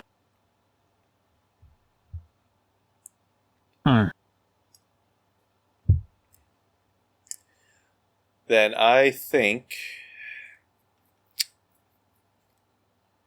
I guess I would have to I would want to live in Final Fantasy IX. It seemed like the world that has the best chance of me surviving in and making something of myself.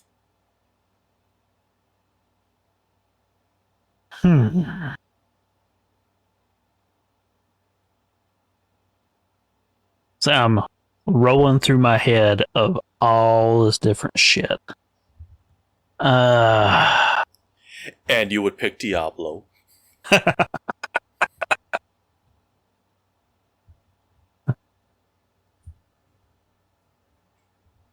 What part did you play in Diablo? Baloney Mist number 3.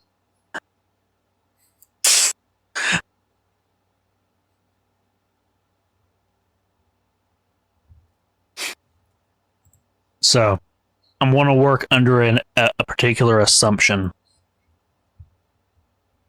I'm going to say Elden Ring, because I'm going to assume the same rule applies to me that applies to everyone else within that world, so that when I inevitably am killed, I will respawn at a side of grace.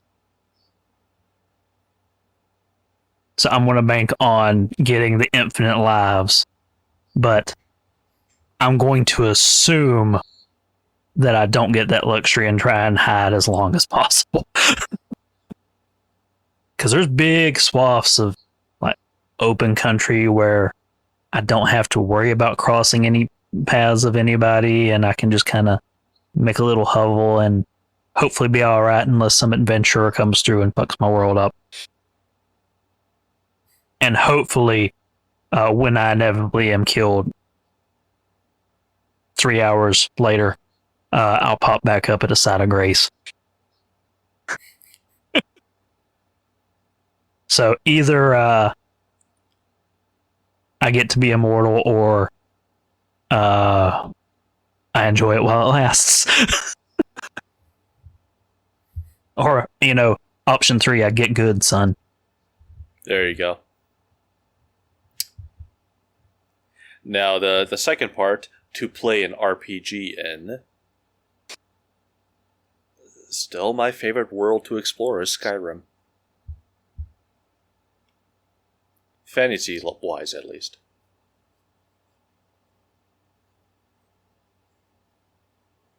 And your answer is also Elden Ring, so... Well, actually, as far as like my favorite of those games to play, will always be the original Dark Souls. But I feel like the spirit of it is, hey, it's not necessarily an RPG that already exists.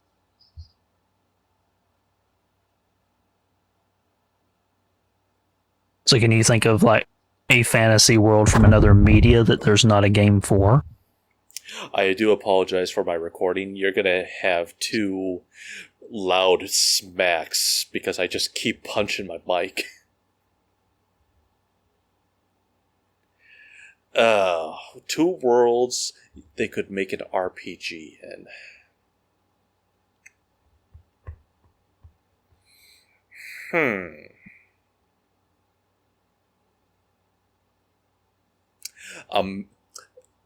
Fantasy World Truck Simulator, the RPG.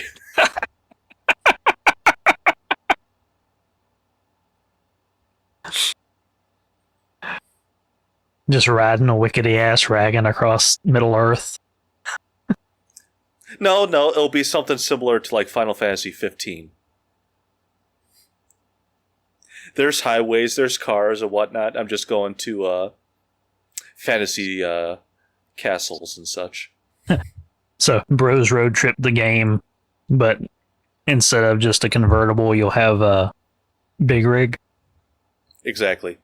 And I'm still doing Pork Chop Express podcasting.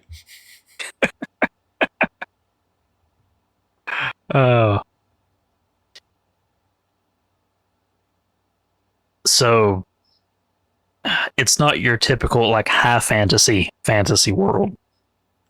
But my favorite tabletop RPG has always been Deadlands, which is very fantastical because you've got, zombies, undead, all this other shit going on in there. I would love for a video game RPG set in Deadlands, which is alternate history, Wild West sort of scenario. Mm-hmm. I would love for that game to exist. And I know there is a game out there called The Weird West, and I think I've got it on one of those various game launchers somewhere, and I haven't played it yet. And since the setting for Deadlands is called The Weird West, I was hoping that was actually going to be a Deadlands game, but no, unfortunately not. So I want Deadlands the video game. Fucking make it happen. Shane Hensley, if you were listening to this, because like 2 degrees of separation, you and me both know the same dude. If you were listening to this, make it happen. Sell that license to someone. Get the Expedition 33 people to make Deadlands the game.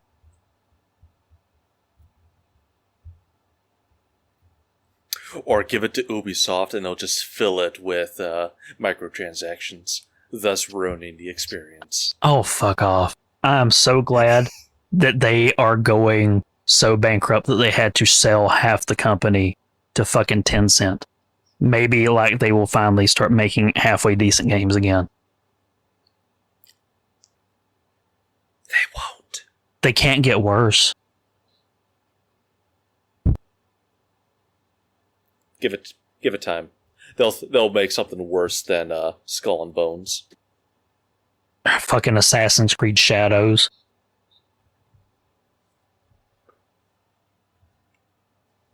Is that game terrible? Or has it been released yet? Oh, fuck. It bombed, dude. I was so happy when it did, too. I have a buddy that absolutely loves Assassin's Creed. I'm just like, I haven't played one since Black Flag. I have never played Assassin's Creed.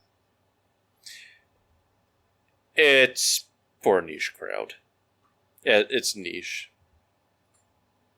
I mean, I like the Ezio trilogy. I liked Black Flag. Otherwise, it's just like, I have zero urge to play another one.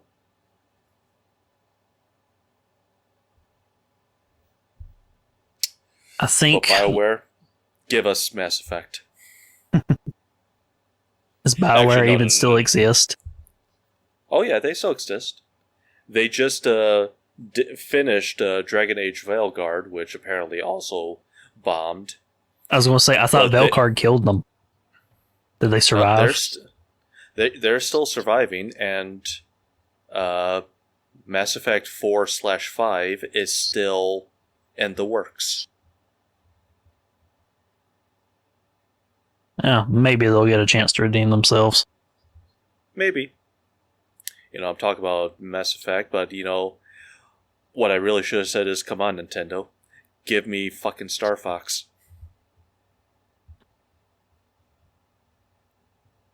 That's all I want. Star Fox would be such an easy layup. Like, stop trying to do something different with it, and just give us another fucking Star Fox game. Well, I wanted to expand a little bit, but at this point I would take anything. As long as it didn't involve motion controls. Honestly, or a paid DLC. Star Fox 64 is still my favorite of the franchise. Top 2. Yeah, I Assault know. is still mine. You probably would have loved Star Fox Adventure if they had left it at the original plan. What was the original game called before they transformed it into a Star Fox game? Dinosaur Planet? Dinosaur Planet, yep. And you had Crystal the whole time? I don't know. You would have played as the I think the main character was a fox named Saber. For some reason, I was thinking that Crystal was the original primary, and she got sidelined when they made it a Star Fox. No, I honestly don't know. I need to research more of the history.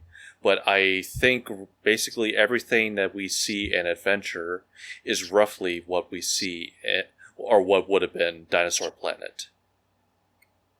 So Crystal still would have been fridged. Only difference being, now you get a Star Fox level between certain areas of the world. Correct. I like Adventure. Yes, it's a flawed game, and yes, it demands a remake, but I enjoy it. I enjoyed it when it came out, but that was also when I was at the peak of my Zelda game fanaticism. And I think I played it right after the disappointment that was Wind Waker.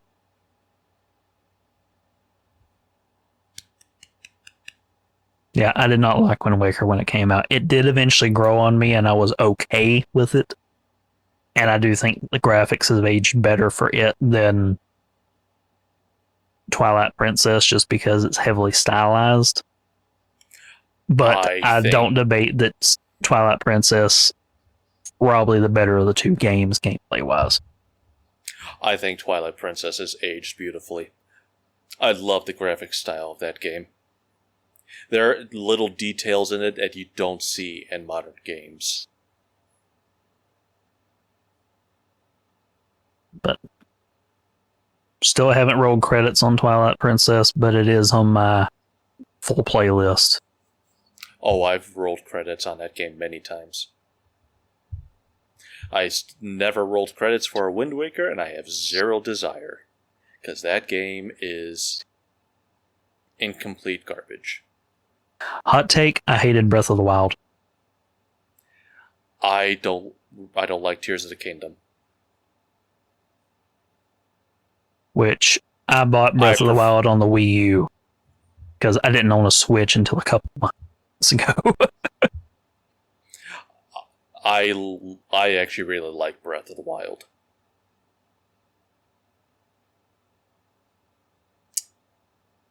But then again, I didn't like open world until you talked me into playing Red Dead. Hey man, just trying to help a guy out.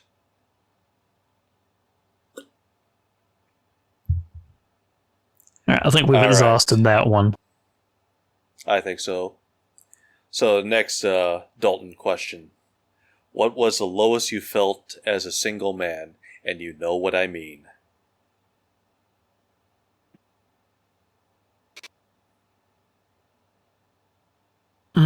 Getting real here at the end.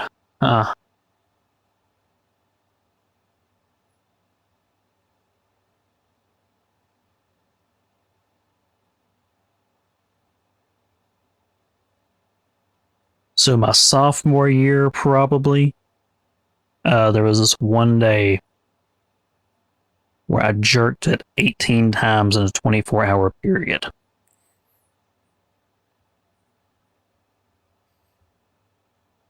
And about number 16, it stopped feeling good. It just kind of hurt. And it wasn't all the way up anymore, so I was like, fighting rope. But I still went 2 more rounds after that. And the skin just came off, and then it was just like this flab of skinless muscle. It was ugh. And my dick hurt for a solid week after that.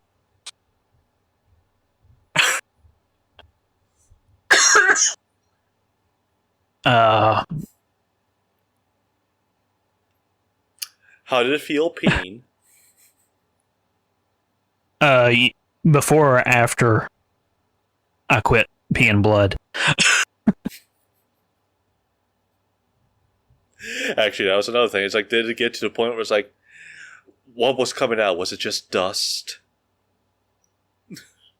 It was like, so whenever you got a cold and a runny nose, like after about 6 or 7, it was like my dick just kind of going is there anything? No, just like a slightly runny nose after about 6 times.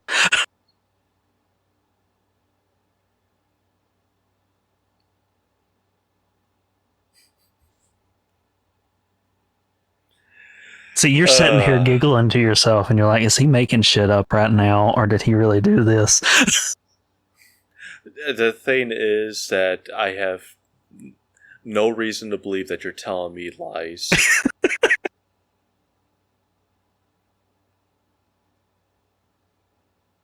Because any reasonable man, such as I suppose that includes myself, would be like, yeah, probably the most I've ever done was 6 times in a day.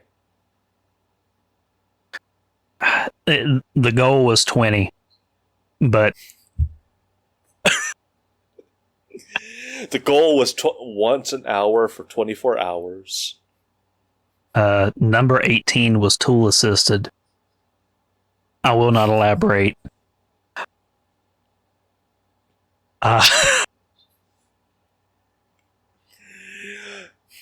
And all we know is that a churro was involved. And at that point, like the spirit was willing, but the flesh was spongy and bruised.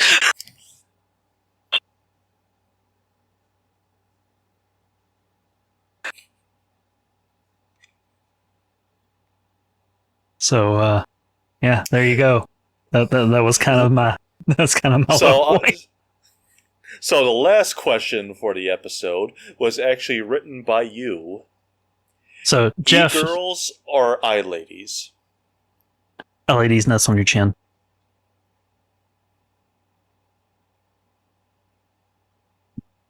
Wait, what? A lady's not on your chin. It was a setup.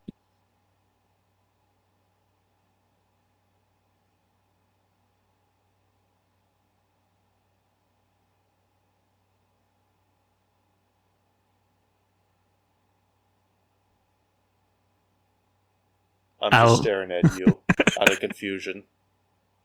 Yeah, it wasn't a real question. It was, e-girls or A-ladies? What's A-ladies? A-ladies, nuts on your chin. It was a joke setup. The idea was to see who caught it first. Or who got to it first, me or Willie, because it was intended for his benefit. Okay. Because I'm just staring at it and just going like, okay, so what Apple product is iLadies?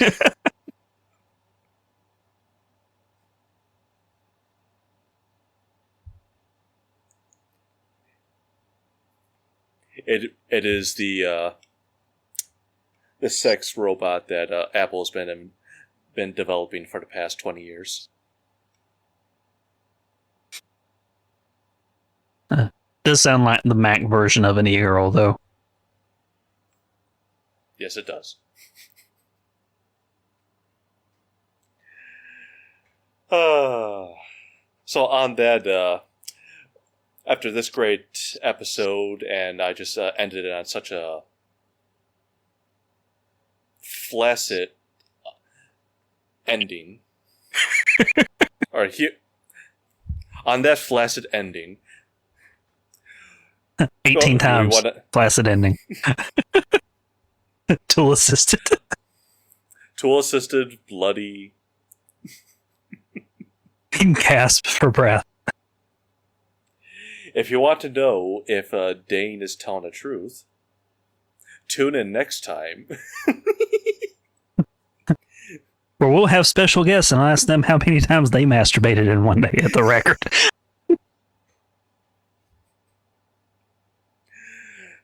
I could look that up on Google, but I don't want that in my search history. So, But on that disappointment, why don't you tell the viewers what we got going on next episode? So we teased it several months back, and it's finally coming to pass. Next week, we are finally following through with the Jurassic Park episode, where, if everything goes according to plan, we're going to have 2 special guests, Jeff. Hell yeah. It's our wives. Where they will sit and judge us silently from the corner. Like, you bastards actually record this shit and put it out there on the internet. You know, people can hear. What about our families? We don't name names. Well, I certainly don't. You do. Yeah, sometime. Fuck you, Paul. But, no, the real special guests, I think that we are at this point safe to announce it. We will be having with us Dalton from the Steam Machine fame, as well as Mikolov of Team Retro fame, who has never watched Jurassic Park before. Wait, are you serious? That's the entire reason that we wanted to do the episode to begin with. He has never seen Jurassic Park. Mikolov, what the hell's wrong with you? Yeah, part of the deal was, all right, we'll do this, but we have to give you shit for never watching this before. He's like, I would expect nothing less.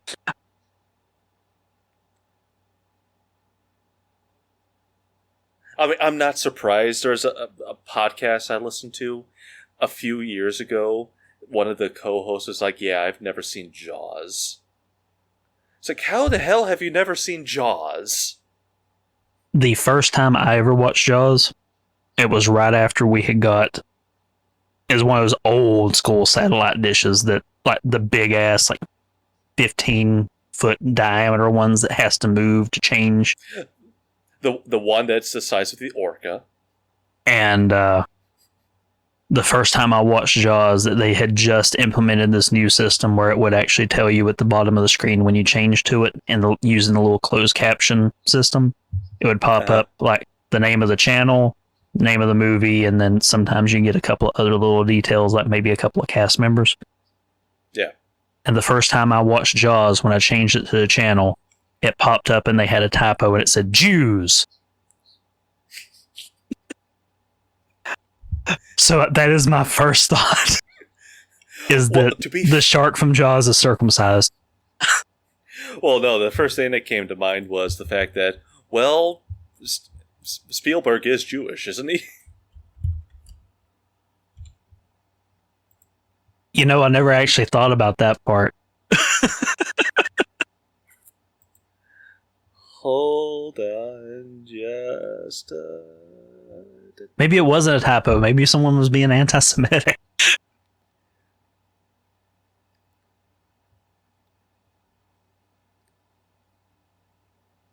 Yeah, I'm seeing a lot of Jewish, so yeah. Oh yeah, it says it right here. He had a bar mitzvah in 1957. Well, I hope in he's Phoenix, Jewish, otherwise Arizona. that was awkward. In Phoenix, Arizona. So it's quite possible that he did not see Raising Arizona.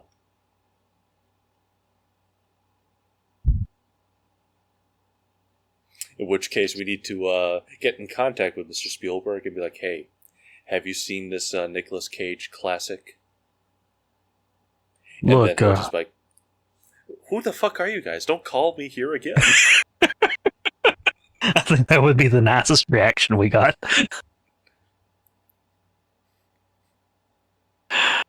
But at the same time, it's just like, oh my god, this fills my spank bank. Steven Spielberg just told me to fuck off. I'm gonna crank it 20 times tonight. 18. I gotta beat your record. Good luck. We're closer to 40.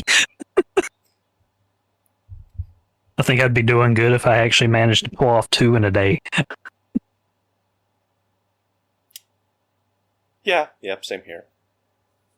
Well, if you've made it this far, God bless you, but what's wrong with you? And I'm sure you're thinking at this point, it's like, what the hell does this have to do with media? Hey, we talked a lot of media. A lot of masturbatory media. But media nonetheless. He means porn. But if you've made it this far, people, we love you. We don't understand it, but we love you. As always, I've been Mr. Puzzles. He's been Grumpy Jeff. You've been the audience. Jeff, do you have any parting words of wisdom that you want to leave these beautiful, beautiful people with? Yes. Donuts is certainly the best way to measure one's dick.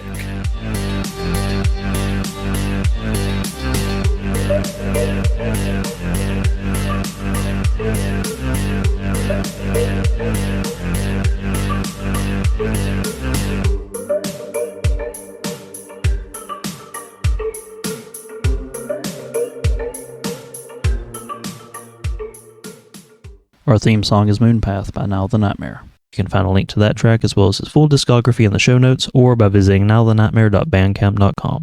Want to hang out with us and a bunch of other entertaining degenerates? Join us on Discord at bit.ly/TSMPDiscord, all caps. Enjoy the show, rate us where you're at, and be sure to subscribe so you don't miss the next one.